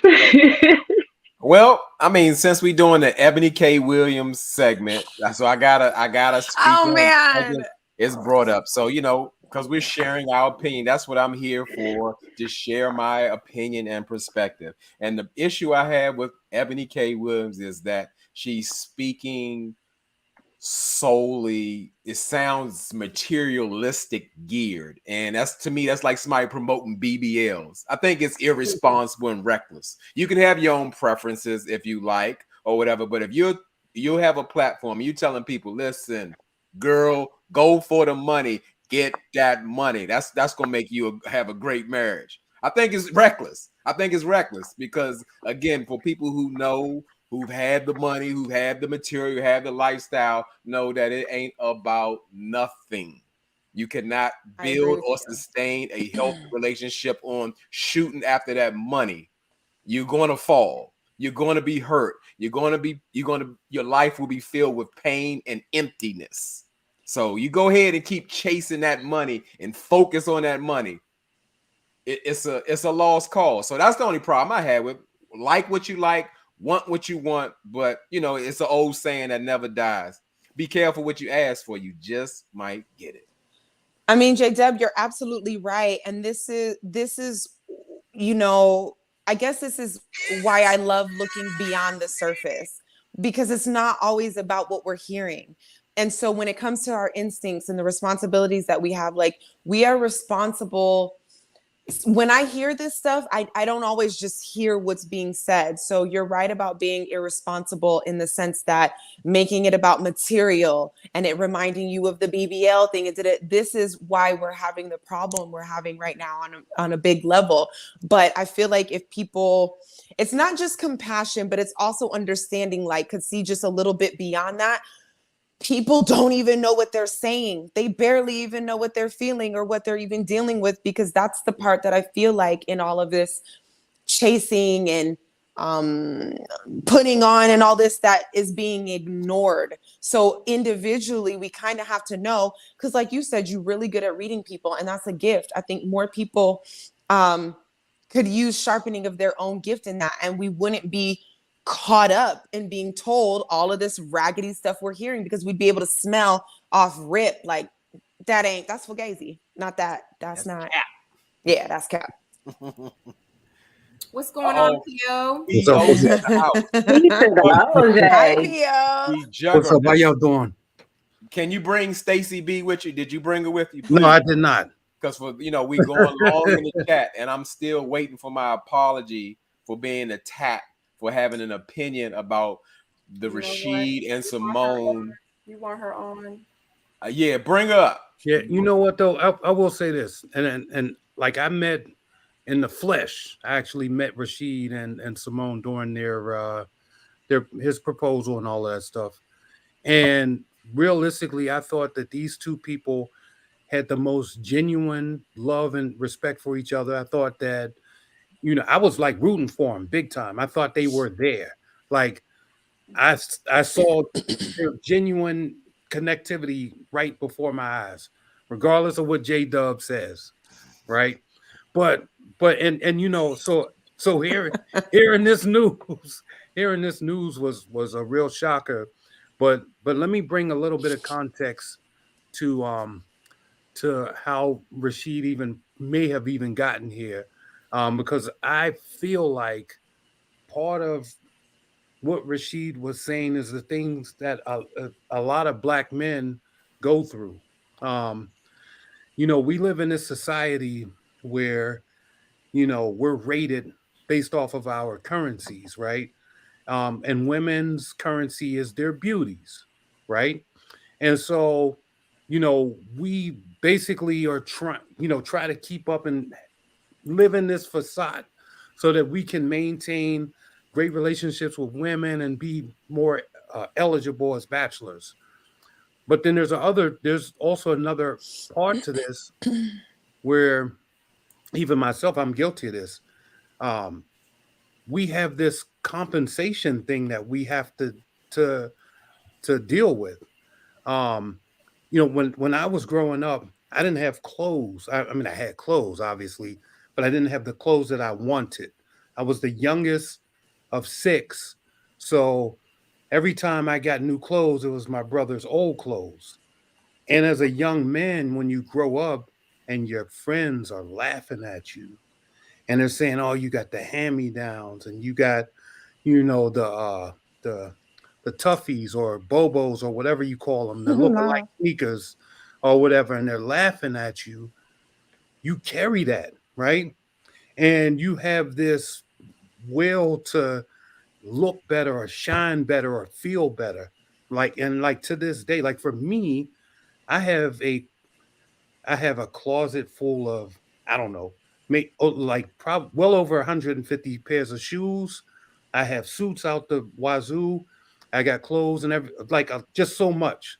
And so when people come over here and people see this stuff, they're like, "Yo, you have all of these clothes. You got all this gear, man. What's going on?" And I say, "Look in that closet. Everything in that closet is insecurity." And I still deal with that because I was poor at one point. And so the insecure me says, "Yo, even though I know I'll never be there again ever, but the insecure me says, I need these things because of how I felt and that load that I carried all my life." Right. And so I have an abundance of things. When I'm talking about cars, I'm talking about jewels, I'm talking about all of that. But I learned in life, like when people see me, I don't have those things because I stand alone and stand separate from those things. Those things mean nothing, right? The person that puts those things on or that drives those things or that wears those things is everything. And so Rashid probably needed that come to Jesus moment with himself where he said, "These things are my demons." And sometimes it takes for you to lose everything and you have to break all the way so that you can get fixed and become a brand new person. And so when he did what he did, like I felt him at first. I was trying to see where it was going because I heard so let me turn this off. So I was I like, woke who up. is that little kid? Yeah, that's my ringtone Oh. or my text tone. Okay. So this morning I woke up like 4:30 this morning for some reason. I don't know. And just, you scroll and I saw Rashid and I'm like, an hour? Like, what is he talking about? So I tapped in and there were tidbits and pieces of what he was saying. And I'm like, yo, I was there before. I was that guy. However, you know, I I didn't allow that person to take over my life, but you can easily do that, especially being a man and being a black man, because Everybody is rating us. Black men are rated on classism first. Where are you at in life? What do you have? What have you done? Where have you been? That's the first thing that people look at when they judge, when they come up with an artifact of who you are. And so, if you haven't been anywhere, if you didn't have anything, if you don't or haven't done much, then you're considered to be the bottom of somebody's shoe, so to speak. Not, but you carry that. And no man wants to feel like he's less than his brother or his best friend or his neighbor or whatever. No, we don't want that. And so I can understand that you can easily fall into the trap of trying to keep it up and just you're saying to yourself, damn, if I could just get $100 more, I can make this look this way. And you chase that into bankruptcy. There's friends that I have, and I tell them all the time, like, you see me sitting courtside or something, don't do this because this is not your life. Like, if you try to repeat the things that I do, you can potentially go broke.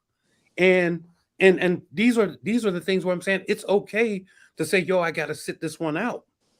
And sometimes we have to learn that as Black men, it's okay to sit it out. It's okay to say, you know what, this is a little bit beyond my league.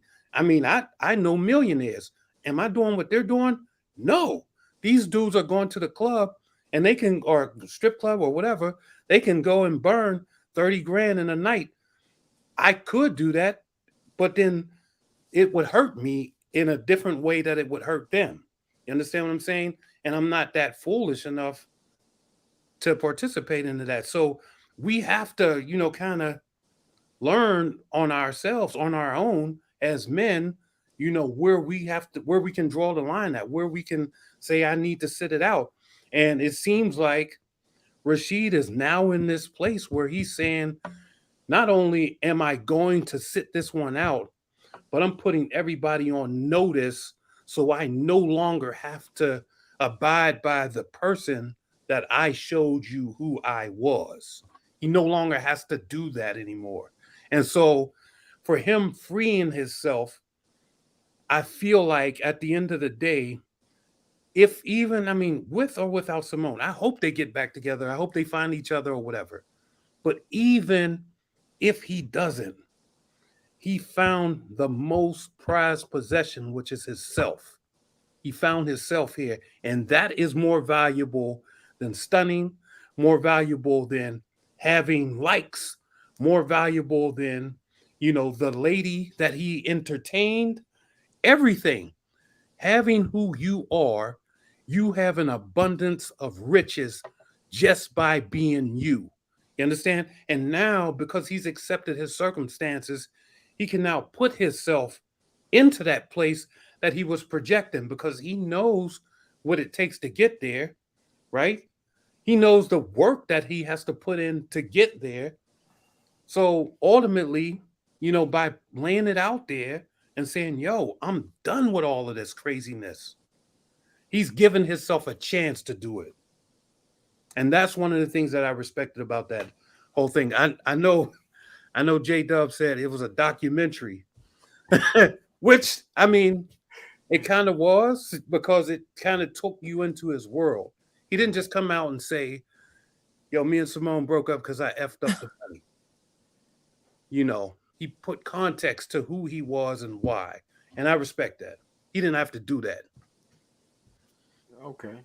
All right, ladies, clear the room. Ladies, clear the room. Let me get on PO. No, I'm not gonna get on PO. I love it.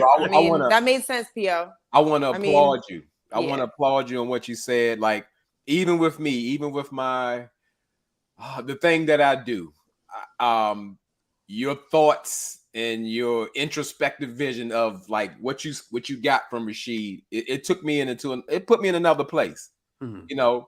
And it's not about having an echo chamber or agreeing with what everybody's saying. I'm gonna say I agree with everything what you said, with the exception that I don't think it's sincere. I think he is who he is. I believe he told us he's a liar. He's a manipulator.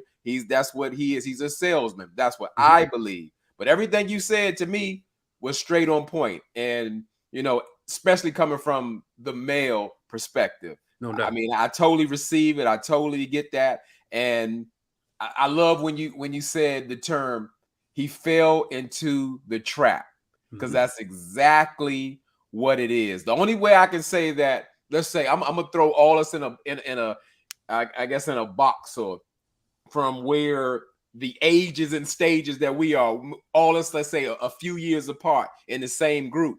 It's something that we have an advantage of. We come from a different area in a planet that all this social media, these new standards of what a man is, people have chose to subscribe to that. They've fallen into the trap, as you said. But we know a world where all this didn't exist. We know a world where morality and character was way up here before some money. We know that world. We know people, not just men, women, community, families, that people will never have a taste of. So I feel like we have an advantage in this situation. But again, everybody is susceptible to the new world trap. So I totally get what you're saying. I receive it. I feel like I received the word from you, and you came off. I'm gonna call you Dr. P.O. tonight. You came through. I'm glad he said it. I feel like that's what I've been trying to say this whole time, but I think it's got to come from a man. Because so many men go through this, and when it comes to us women, this is the kind of thing where when we talk about emotional intelligence and we say what it is we need from a man. When I was sharing earlier, we see this 10 times over. There's a lot of men caught up in this, and it is because of the society and the societal pressures and what men say. And we see that, and we have been telling y'all, we'll love your dirty jaws regardless.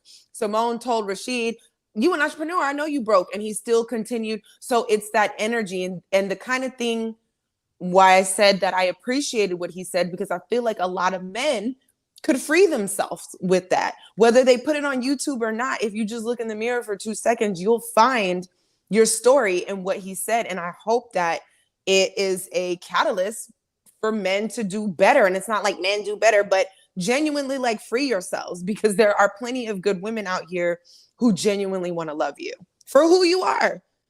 Second grader who ain't in whatever class and all that, to not having this and that. We don't care, because we know together we can make it do what it do, if you're honest.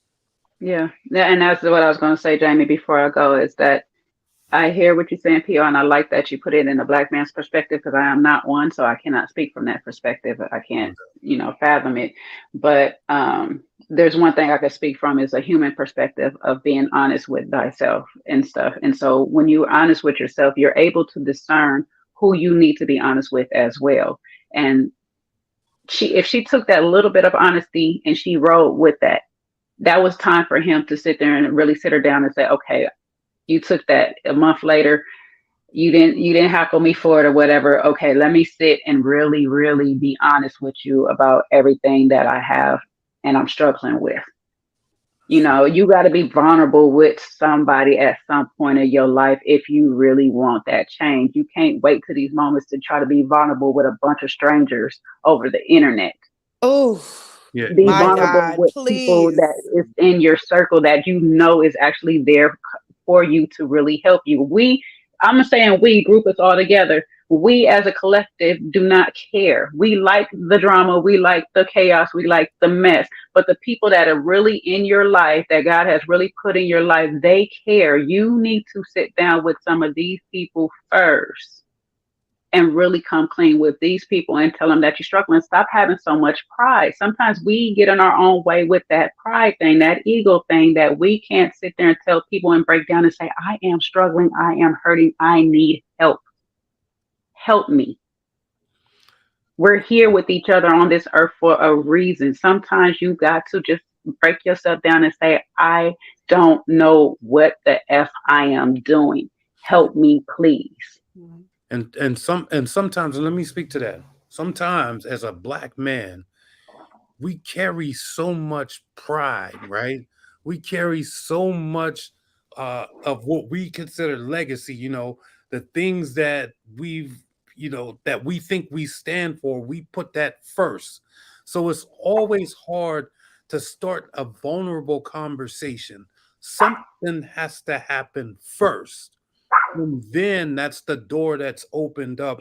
And then we start to have this vulnerability. Typically, us men, we don't just wake up on Monday morning and say, hey, I want to talk to you and tell you about all the things I've been lying to you about in my life. That just doesn't happen. I mean, and if you do hear that, that's a man you should keep and bottle and box Well, up. maybe that's the cycle that we need to break or whatnot, that y'all need to actually find some type of safe space, even if it's one of your closest boys or whatever it is. Y'all have to have somebody in your life that you can sit there and be honest with, like 100%. And that person has to be respectful enough of your honesty to Right. hold that and value it as you're being real with me in this moment and I need help. Like, because that's not fair. I'm just saying, I don't feel like it's fair to y'all as men not to have that safe space. But at the same time, y'all cannot be afraid to create it with people, because y'all both boys, y'all waiting on each other to be the first one to say it. Like, neither one of y'all gonna be just like, man, you good? But then I also feel like, to tag on the back of that, Jay, is that when it does happen for them, and let's say somebody fumbles the bag and you don't get the love in return, that also doesn't mean close up and never open up to anybody else ever again in your entire life. We all get heartbroken. So, it's good to have a fail safe as well, to build the confidence in yourself, to look at that situation for what it was and heal enough to get on out there and give it another good old Girl Scout try, because not every single person is going to shut down your vulnerability like the one person who might have. It just allows you to build trust in yourself, who to confide in next time. You learn, you grow. But I feel like a lot of men, once they get shut down and they get hurt, they be, I'm not going to tell women nothing because they did it. And it becomes all women and everything. And then you never open up again, or you just open up this much. And it just is never, to me, it's not going to be what yields But that's why the I'm full saying, not love even that is saying women. deserved. Right. But that's why I'm not even suggesting women, because sometimes we are not safe spaces for some men. You know what I'm Well, we saying? I'm both not got going to to even play discern, like we right? are. Like, Yeah, but we've I'm given saying our y'all have heart to to at men least who weren't. have that safe space with your boy. I don't understand how y'all. I So feel like we as women have that. let Like, me we break know our girls and we know which girls we can break down to. But right. we've But been burned by other women and men. As humans, we got to learn to kind of I know, but heal it. you got your core. It's not just that one girl that you like. This sis, let me just really talk to you, and she gonna always be that one for you. We usually had that, and I don't know. It's sounding like men don't have that, and that's crazy to me. Well, so let me talk to that. Okay, women have, this is women and men. I'm gonna paint the picture. Women, love, emotions, vulnerability. Those are good things to women. Those are great things. Men, love, vulnerability, and emotions are weak things. So men feel like they're being weakened when they start talking about emotions and vulnerability and love and things like that, because we're so caught up into being strong, right? We're so caught up into looking like we have it together that the moment you say emotional, you say feelings and stuff like that, it's like taking a stack of dominoes and pulling that one right out from the middle, and you start feeling like you're out of place. And so a man's perspective is going to be, I need to work this out on my own first. I need to fix this first from here, and then I'll bring this to the table. We don't have safe spaces like women do because we don't practice regularly emotional vulnerability. We don't It's the practice that. practice. It's the lack of practice. Because what I was going to say is, what it sounds like you're saying, PO, is perpetuating. It's still perpetuating the ego, which is small. To Right. say that we don't talk about love and emotions. Those are the big things. Right. The other stuff is the small stuff. So there is a rewiring and a reworking necessary. And being emotional doesn't mean you have to be all like whiny about it, but there's so much strength when a man is like, this is how I love, this is how I feel, this is how I'm going on. It doesn't have to look. So it's that's what I'm saying, that truth and the lie that's messing everybody up, that's keeping the men running in the ego because of what you just said, which is truth. It's a reality, and I get it. But I also think that's the part that could really be reworked, because as we can see, it's not working the other way around, and it is small. It's being small. And it's not. And this is something that we have passed down to us from generations, right? Like back in the day, I mean, we're talking about having blue collar dads, right? Blue collar dads was, like Rashid had, blue collar dad is going to come in and be like, boy, knock that off, get up in there, and, you a tough man, you know what I mean? You my little man, you know what I mean? You can't be, breaking down. You can't do this. You can't do that.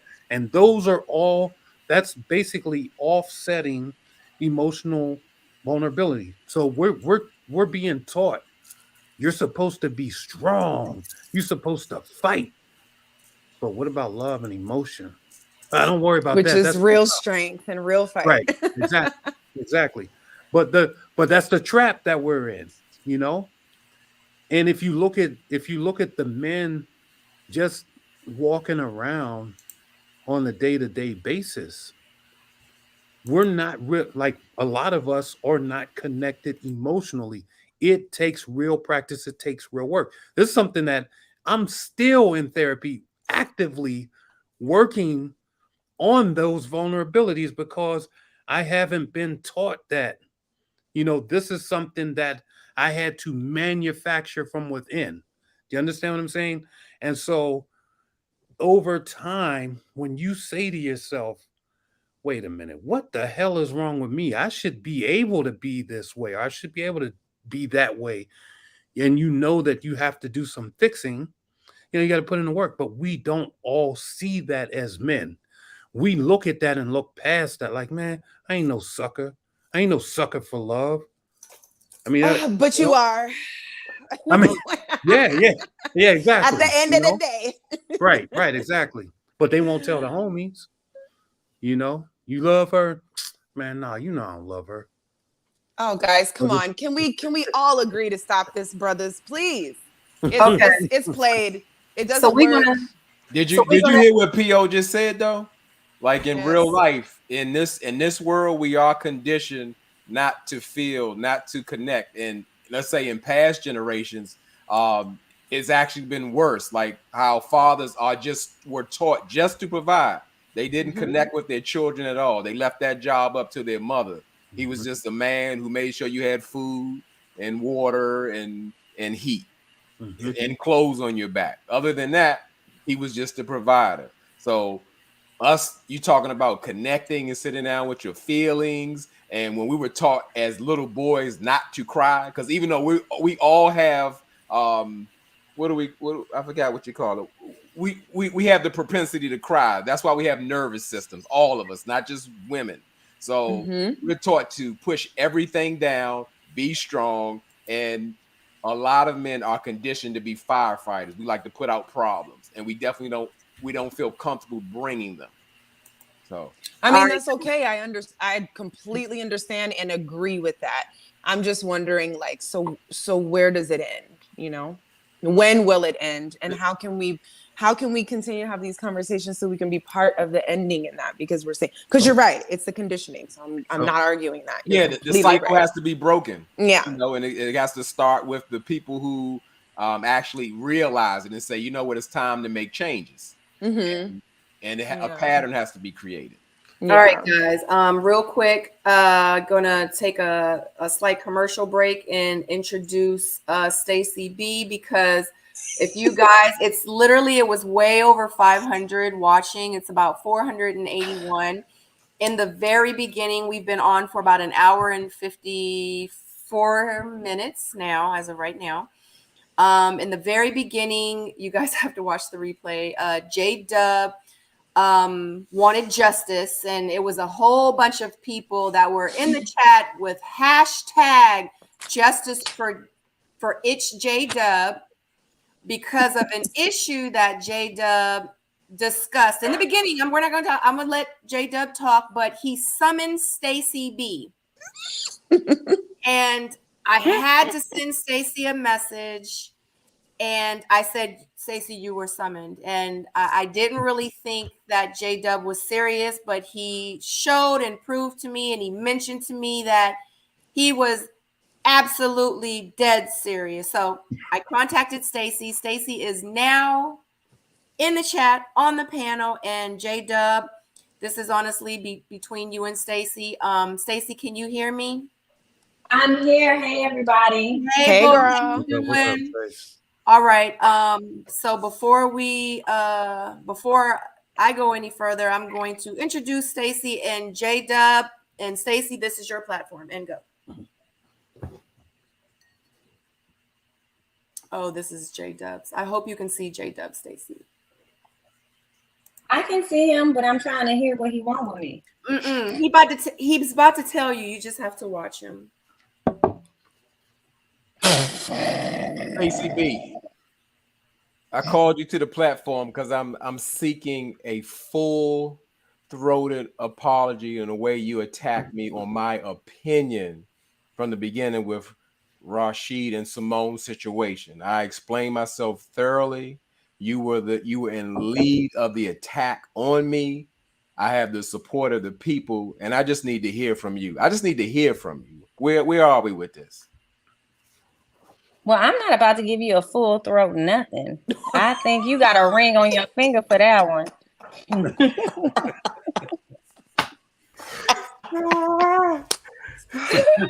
All right. Well, let me just remove my cap, and just let me remove my cap and just. I heard somebody was looking for me. So, you know what? That's what I say. You can't. You know, sometimes you can't expect people to do the right thing. This is all cap, and right now, I saw what Stacey B is doing is like Rashid said, it's cap. So you know, if she don't want to give it to me, I can't take it from her. I can't force it from her. Okay. Right is right. Wrong is wrong. Ma'am, I'm still since talking. You're one of those needy men. Excuse me, ma'am. I'm gonna interrupt you. I'm gonna do what I do best. No, let me interrupt you. That's an issue. That's the issue. I know it seems normal, and guess what? I know it seems normal, but it's disrespectful to interrupt people. Now, if you're good with that, you can live with that.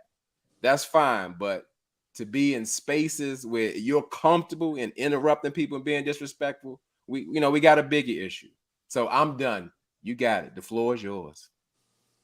So after all of this talk of what PO had to say, and excuse me, because y'all saw I came in on the end.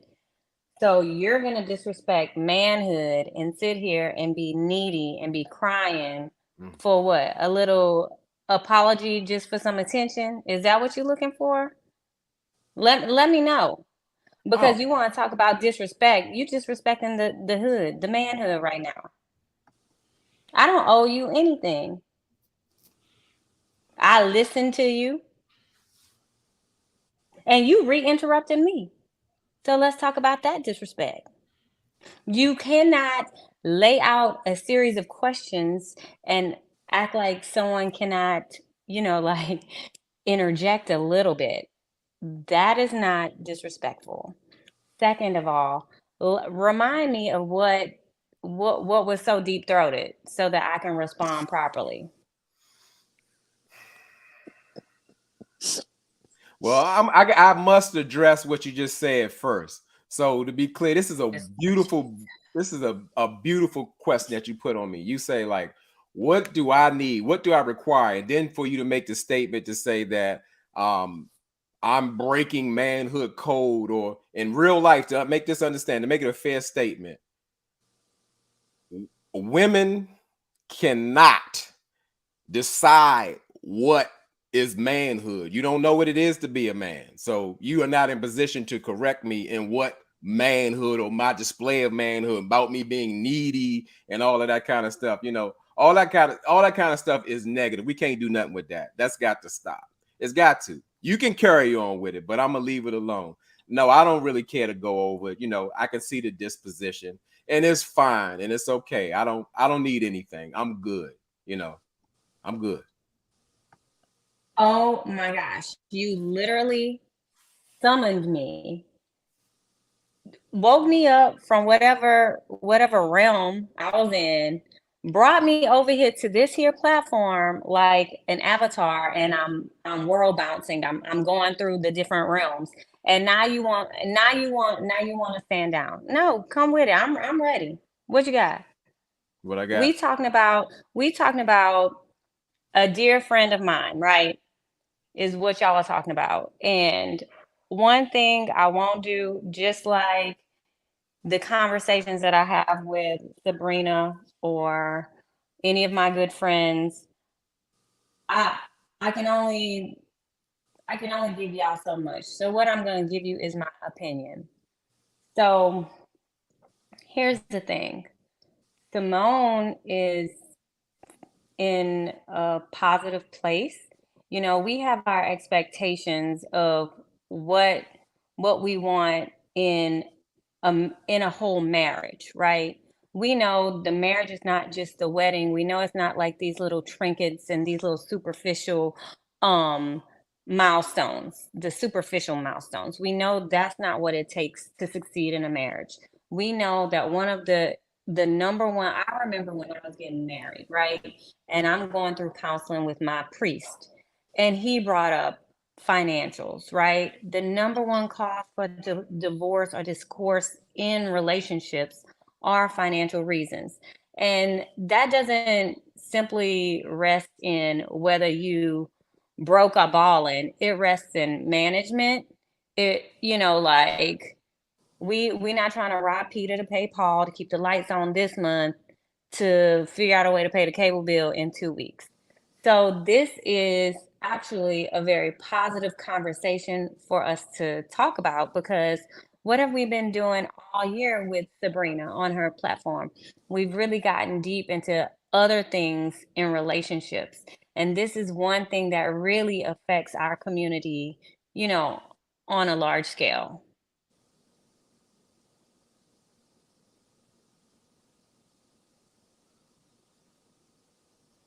Thank you for your word. Period. What's next, Sabrina?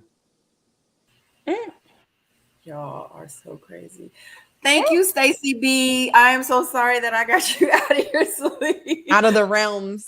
Girl, I was out the realms. I was coming. I was lasered in here. I had to go through a portal, a galaxy portal to get here. And now J Dub wanna be all shy. He done took the chains off.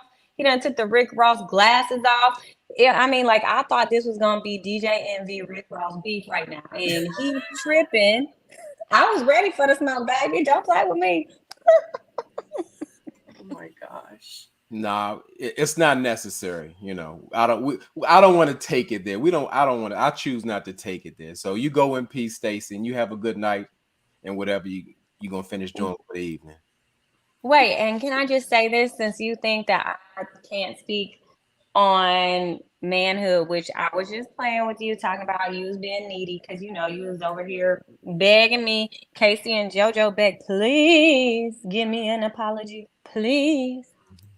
You was begging. But I'm gonna let you go on apology because you ain't about to get one from me today. However, I do think, um, you know, what I had a problem with what Rashid was discussing is that he kept referring to himself, like as a narcissist and things like that. And I think that part of healing is also forgiving yourself for certain things that are habits or qualities you may have displayed. And the only problem that I have with his moment of truth is that I want him to forgive himself for the discretions that he discussed so that he can fully heal and move on. I thought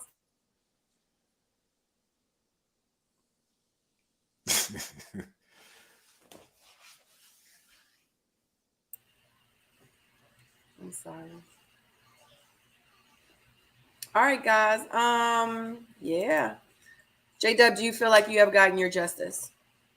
Yeah, I have the support of my people. That's all I need.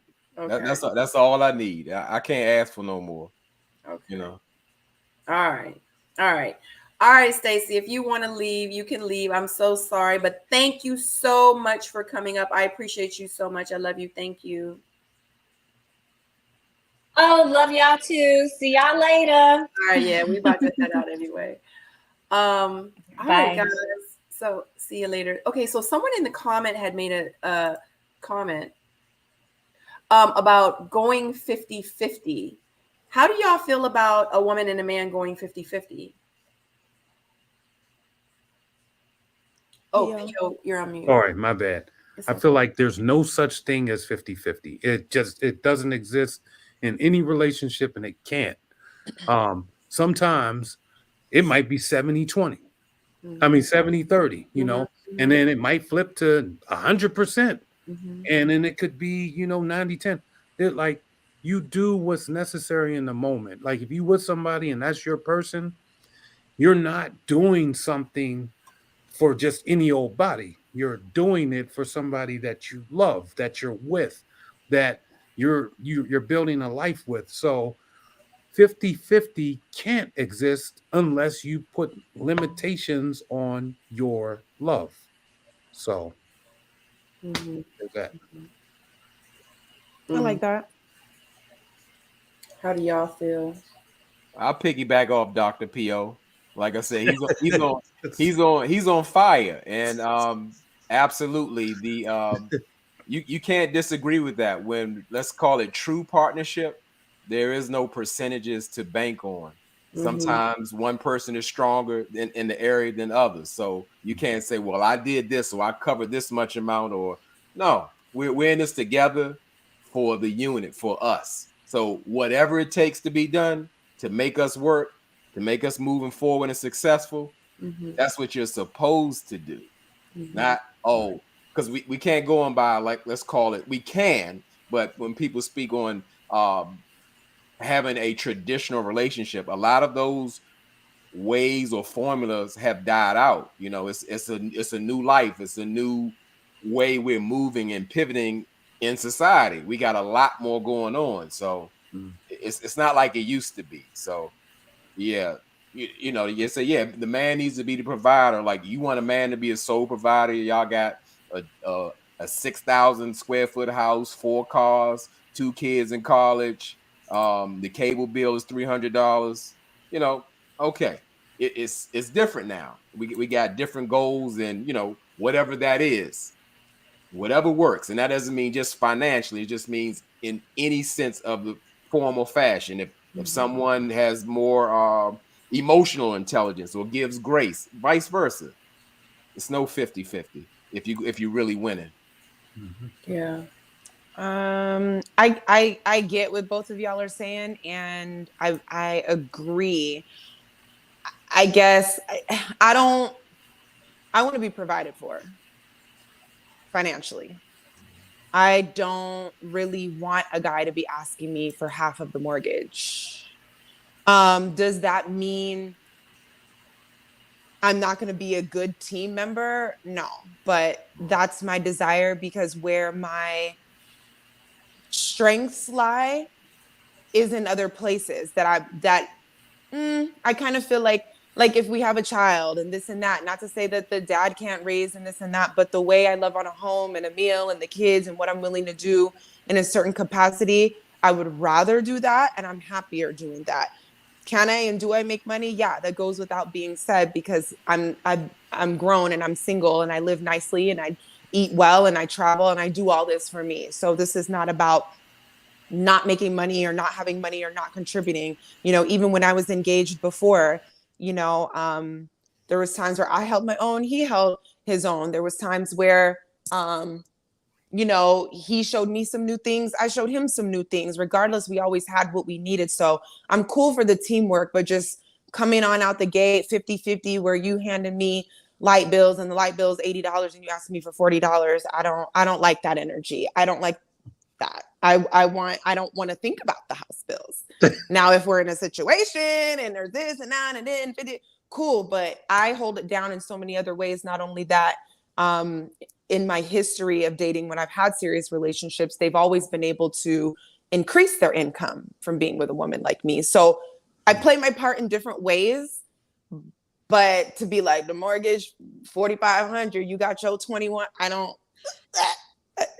I'm sorry. Like, I'm not, but it doesn't mean I'm not going to contribute as a team member. So I guess it's to each their own, blah, blah, blah. But I just love the feeling of my man handling things in a certain way. And I'm going to be right there to handle things in a certain way myself as well. It just might look a little different. But of course, we'll never be asked out. But I don't want to do the whole roommate thing. It just doesn't make me feel sexy, if you will. You know what? I feel being you. Honest. I don't know. I'm being honest. Feel sexy. I'm not the girl who needs to go get the doctorate and the bachelor and prove this and do that. I'm not. But I got other skills that I'm. Right. That's just me.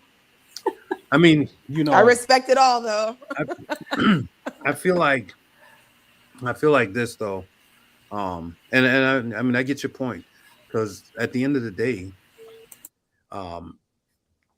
if you know exactly what you want, you should have exactly what you want. You should not have less than what you want. And so if you like, yo, this is my style, this is the type of lifestyle that I want for myself, can you do this? Now, if somebody say, yeah, then you expect for them to do it. But if they say, yeah, but every once in a while, I'm gonna need that other half on the on these mortgages. You know what I'm saying? Yeah, I mean, you walk away from that. But I feel like it's still a 50-50 thing, because I'll look at it this way. If I'm paying for the mortgage, if I'm paying for the house and all of that stuff, then you should be in the house taking care of what I paid for, right? Gladly and exceedingly and abundantly. Right. So with pleasure. Right. But then at the same time, so that is still, it could be, 80-20, because, hey, if you're sick, and that what you're supposed to just leave the dirt on the floor. You're like, well, I'm gonna wait till you get unsick so you can get that dirt up. You see what I'm saying? Or if there was a circumstance where you're married or you're with somebody and, they're in the hospital or whatever, and they're getting their whatever money that's coming through. I mean, you want to make sure that the roof has something, it doesn't vanish, right? I'm like, okay, I see what it is. All right. So, that might be your 20 and it might be his 80. Who knows? But it can never be 50-50. Like, I can tell you this. Yeah, can I pay bills? Absolutely. That's easy. That's the easy part. Great. So there's certain stuff that I just won't, that I'm not willing to do. Like how you said, you're not willing to go to 50-50. Like there's certain you see things. This one right here? What that one? What does she say? The mortgage talk dries up the well. Just I don't even want to. It's dust now. Mm-hmm. No, but I get what you're saying, Pio, and I completely agree. I get energetically, but I don't know, Sabrina, when you posed the question, I was just thinking that 50-50 roommate, here the mortgage, here's the bills, we splitting. And I was kind of speaking to that. But as far as showing up as a partner, I am more than happy to do it all. I'm not going to let nothing drop, because that's what type of woman I am. I'm just being very forthright about what works for me and what I like and what I desire and what keeps me happy. Happy. Hey, you got to do what you got to do. Yeah. You do what you got to do. Like I said, end of the day, what makes the house work is what makes the house work. Yeah. So, I mean, I don't think that, like, I think maybe back in the days that 50-50 talk was what it was. It was cool. And I think that's what people had to do. Especially when you're talking about, I think in the 2000s, maybe the late 90s and the early 2000s, I think black men were starting to get chances out here. In other words, chances that didn't involve you having to be an athlete, right? We were recognized for our education and our strengths to think outside of the box and things like that. So we were afforded opportunities based off of that. And so, that 50-50 talk started going out the window. You in DC, I mean, J-Dub, you see it every day. Everybody, there's 100,000 all over the place. You know what I'm saying? Right. Or millionaires, millionaires and quarter trillionaires. Who knows? But but everybody out there is getting money. Or most of the people, I guess, in the DMV is making money. I haven't seen, I don't know too many men that are struggling in the DMV. Now, I mean, maybe I'm not getting out there enough, but I don't know too many. Personally, I don't really see a whole lot of men. She's like, you just don't know. Yeah. APO, they're struggling by choice. There's so much opportunity out here. You can't make it. You can put something together and make it shake no matter what. Yeah, exactly. And so I think nowadays that talk has vanished because a lot of men out here is leading with the wallet. Like, girl, you know what it is. I got this, I got that, I can do this, I could do that. What's up? I mean, that's not what's going to get me. I still need a genuine connection. It's still going to be very genuine because, like you said, on them other days when it's, it's going to require this or that, the desire for me to do whatever I got to do has to be there because it just has to be genuine. It's not, if I just wanted to be with a dude with money, I could have, done that. It's more than that. It's still the partnership on all levels. It's not just you waving your wallet. I mean, nigga, who are you? Like, what are we doing? Like, I don't, it's not that. It's not like a money grab. I know for me to blossom and flourish and to be cheerful and happy, I don't want to work.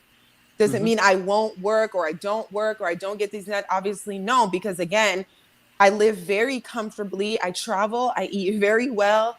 I have everything I need and I provide all that for myself. So it's not about just being, but that's what makes me, and me being in that space is going to provide things that's going to put him in a space where he's going to want to be with me and we're going to be good. Yeah. Hey, you know what I'm saying? You over there want some Rumpelstiltskin stuff, turning the thing and making gold. Hey, it is what it is, dude. No, but then too, you can't always assume that I'm also open to like, look, I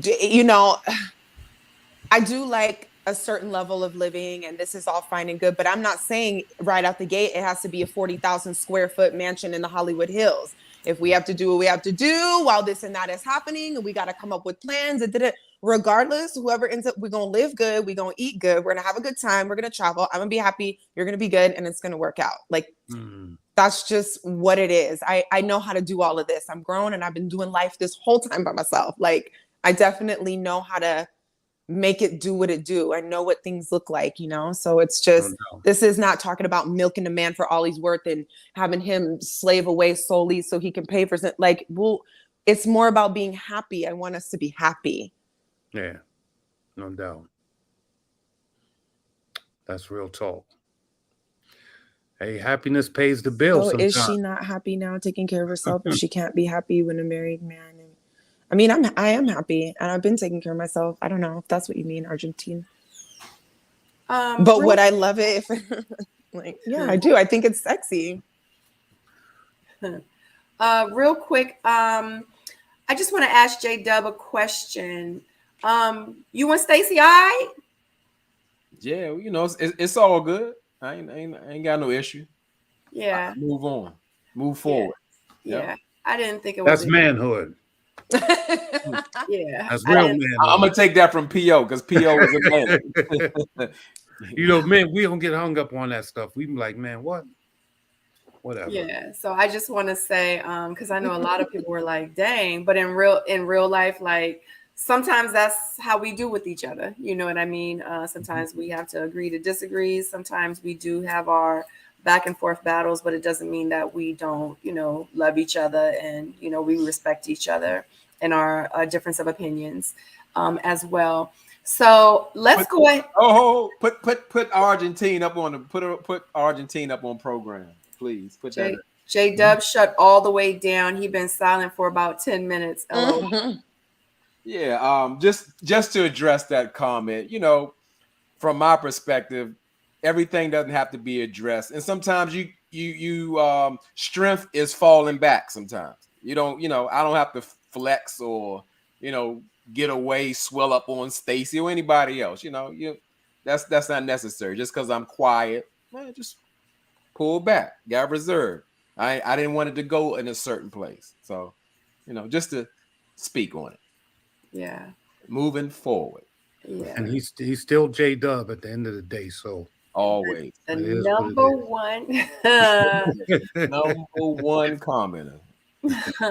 All right, guys, let's go around and give your final thoughts on this Rashid and Symone situation. And then, of course, let everybody know who you are, where they can find you on social media, if you're working on anything, etc. And then we're going to wrap it up. Starting with It's J Dub, then Jamie, then Pio. Okay, well, as the panel said, It's J Dub is YouTube's number one commenter. I give manhood reviews from a male's perspective on reality shows. I do Real Housewives of Atlanta, Married at First Sight, Ready to Love, anything, put a ring on anything that come up. And sometimes right now I've started a new segment where I speak on let's say recent hot topics or whatever, just trying something out because I'm really starting to go live a lot more because I'm really getting a great feel for that. So yeah, just check my channel out. I definitely bring something unique to the game, and I appreciate everybody in the chat for all the support as well as the panel and being on here. So I'm good. Thank you. I'm gonna have to check that out. It's J Dub. Sounds good. You guys know I am Jamie Alexander. You can find me here on YouTube and Instagram. Make sure to spell my name properly. As far as last comments, yeah, I mean, Sabrina, I DM'd you, about the situation, and you sent me the video, and I was mind blown. Just for whatever it's worth out there, as a woman, I appreciated hearing a man speak like that. I appreciated the truth. And I appreciated the level of vulnerability he was willing to give in his own time and whatever it was he had to offer, because this is the kind of thing as a woman that we're looking for. Right. If you can address yourself and see your own issues and at least speak to them, now we're going somewhere. And I know it's not easy, but it is valuable, and we are going to love you anyway. My sister asked, I'm sorry, but I said that earlier and I got ate alive, child. I was like, that's what I'm saying. He said it, and then it was like, oh yeah, we get it. I was like, I feel like that's what I've been saying this whole time. Yeah. And then they were going on, and that's kind of like what y'all were saying. But yes, I mean, I'm sorry to interrupt, but that's exactly what I was saying. I was like, the man that was on that screen, the man that seemed, I don't know if he was, that seemed vulnerable. He seemed like he was being transparent. He seemed like he was like, like, this is me, raw, butt naked. Here I am, like flaws and all. I said, that's the man that I want. That's the man that I'm looking for. People are like, you want a man like him? You want a man? I'm just like, y'all are so thinking so small. Like, y'all are looking at the bigger picture. I'm not saying I want his $250,000 debt. I'm not saying that. I need you to see yourself. Get it. Right. Stop fronting with me, because we can see you. Women can see you. Stop fronting with me. Right. We can see you. When you stop fronting with yourself, you'll stop fronting with me. And now we can actually get somewhere.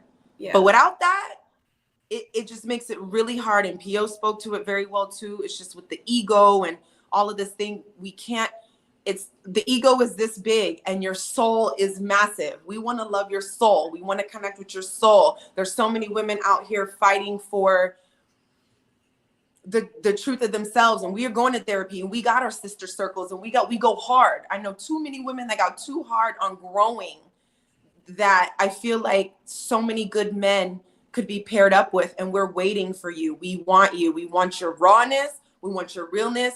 But don't be blind to your stuff. We can't do nothing with it. And it's very annoying, with all due respect. Like, and we know why it's happening. And this is why I'm commending him for doing something that is hard, because I don't know how many times I've ever heard a man sit and just lay it out. And it made sense. If I met him, I would know how to talk to him. I know exactly how to, so that was my thoughts. I appreciated it. It was very valuable. It was refreshing and a little bit of a relief for a woman. Like you said, Sabrina, not the debt, the this or that, but just the, and yeah, I don't know what's going to happen with them. And I would say it's none of my business, but we'll probably see it up on here anyway. So that's it, you guys. I am actually, a life coach, and I actually have men that, and I love it, because we get to have these conversations on different levels, and it's so magical to help walk men out of the darkness of their ego. And it's actually a lot of fun, and it's done with love, and it's amazing. You guys are amazing. And hey J Brad, yes. So yeah, and that's it. So you can find my work at sassymethod.com. I know sassy doesn't really speak to men, but that's not the point. The acronym is very, it's a human thing. It's a life thing. So yeah, get into it. Yeah. I'm done. I just wanted to say, to my brother and for my brother Rashid, it takes a lot. Sometimes, we get small pressure, you know what I mean?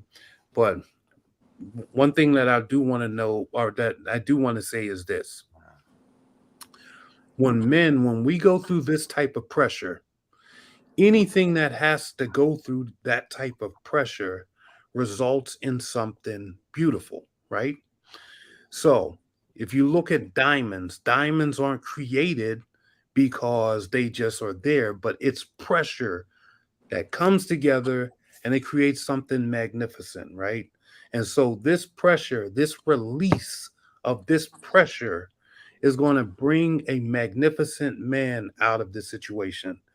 Not only through his words himself, but just the fact that there's other people that will hear this. There's other men that will be inspired and should be inspired if you're living that life to release. Like, sometimes we have such a problem as men that we want to hold on to it. We want to fight tooth and nail to win that vote, to win that like, to win that look, that, hey, you the man. We looking for that title. And you just saw a man say, you know what? I'm turning in all my titles and I'm trading that in for my own name. He did that.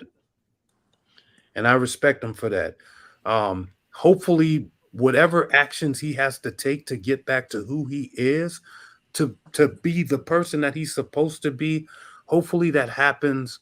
And I'm praying that, he and his fiance, or Symone, they work in between these lines and get it figured out. Like, I really think that they're great together. They seem to be a really, really, really good couple. Like, I was around them, the energy was there. So I just hope that they can fix whatever it is. But more importantly, I hope that he can fix himself first. Yes. But that's it for me. You know what it is. 100 sightings on IG. Boom. The juggernaut. Well, honey, you done made them all in love with you again tonight. I see all these comments. Honey, they like P.O. delivering. P.O. the mailman. P.O. got the mail. P.O. Oh, I see all of that. They want us to chat P.O. and with the everything. blue shirt. I swear, I was all in the comments. I was like, he definitely got on the blue shirt.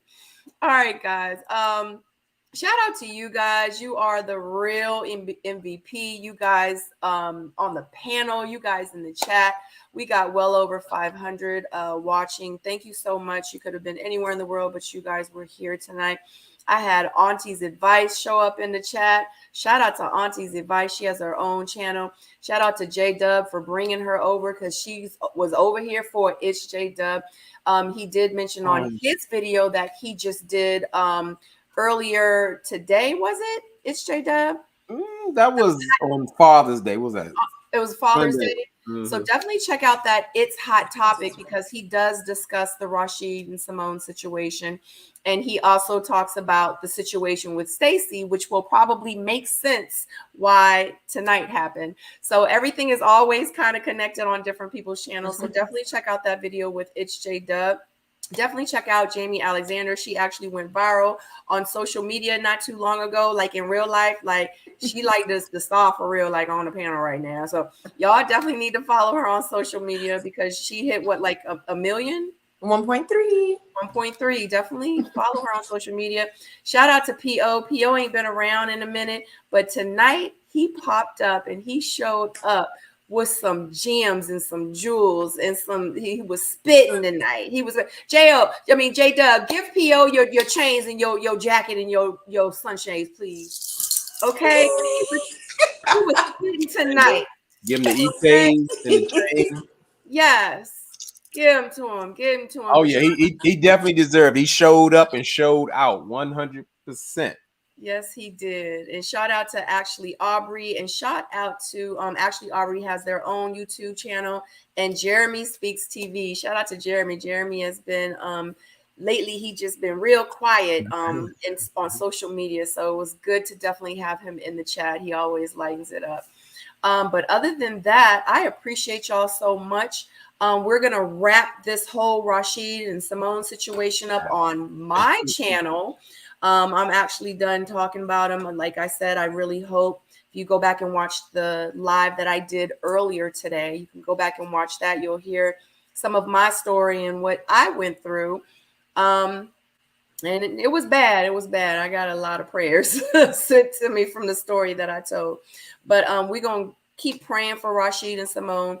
You know, at the end of the day, reality finally hit him in the head in real life, you know. So let's just say that, you know, we came, we saw, and we conquered. That's all I can say. Like the video, subscribe, and we're going to see y'all on Wednesday for the co-ed Single Soulmates last show.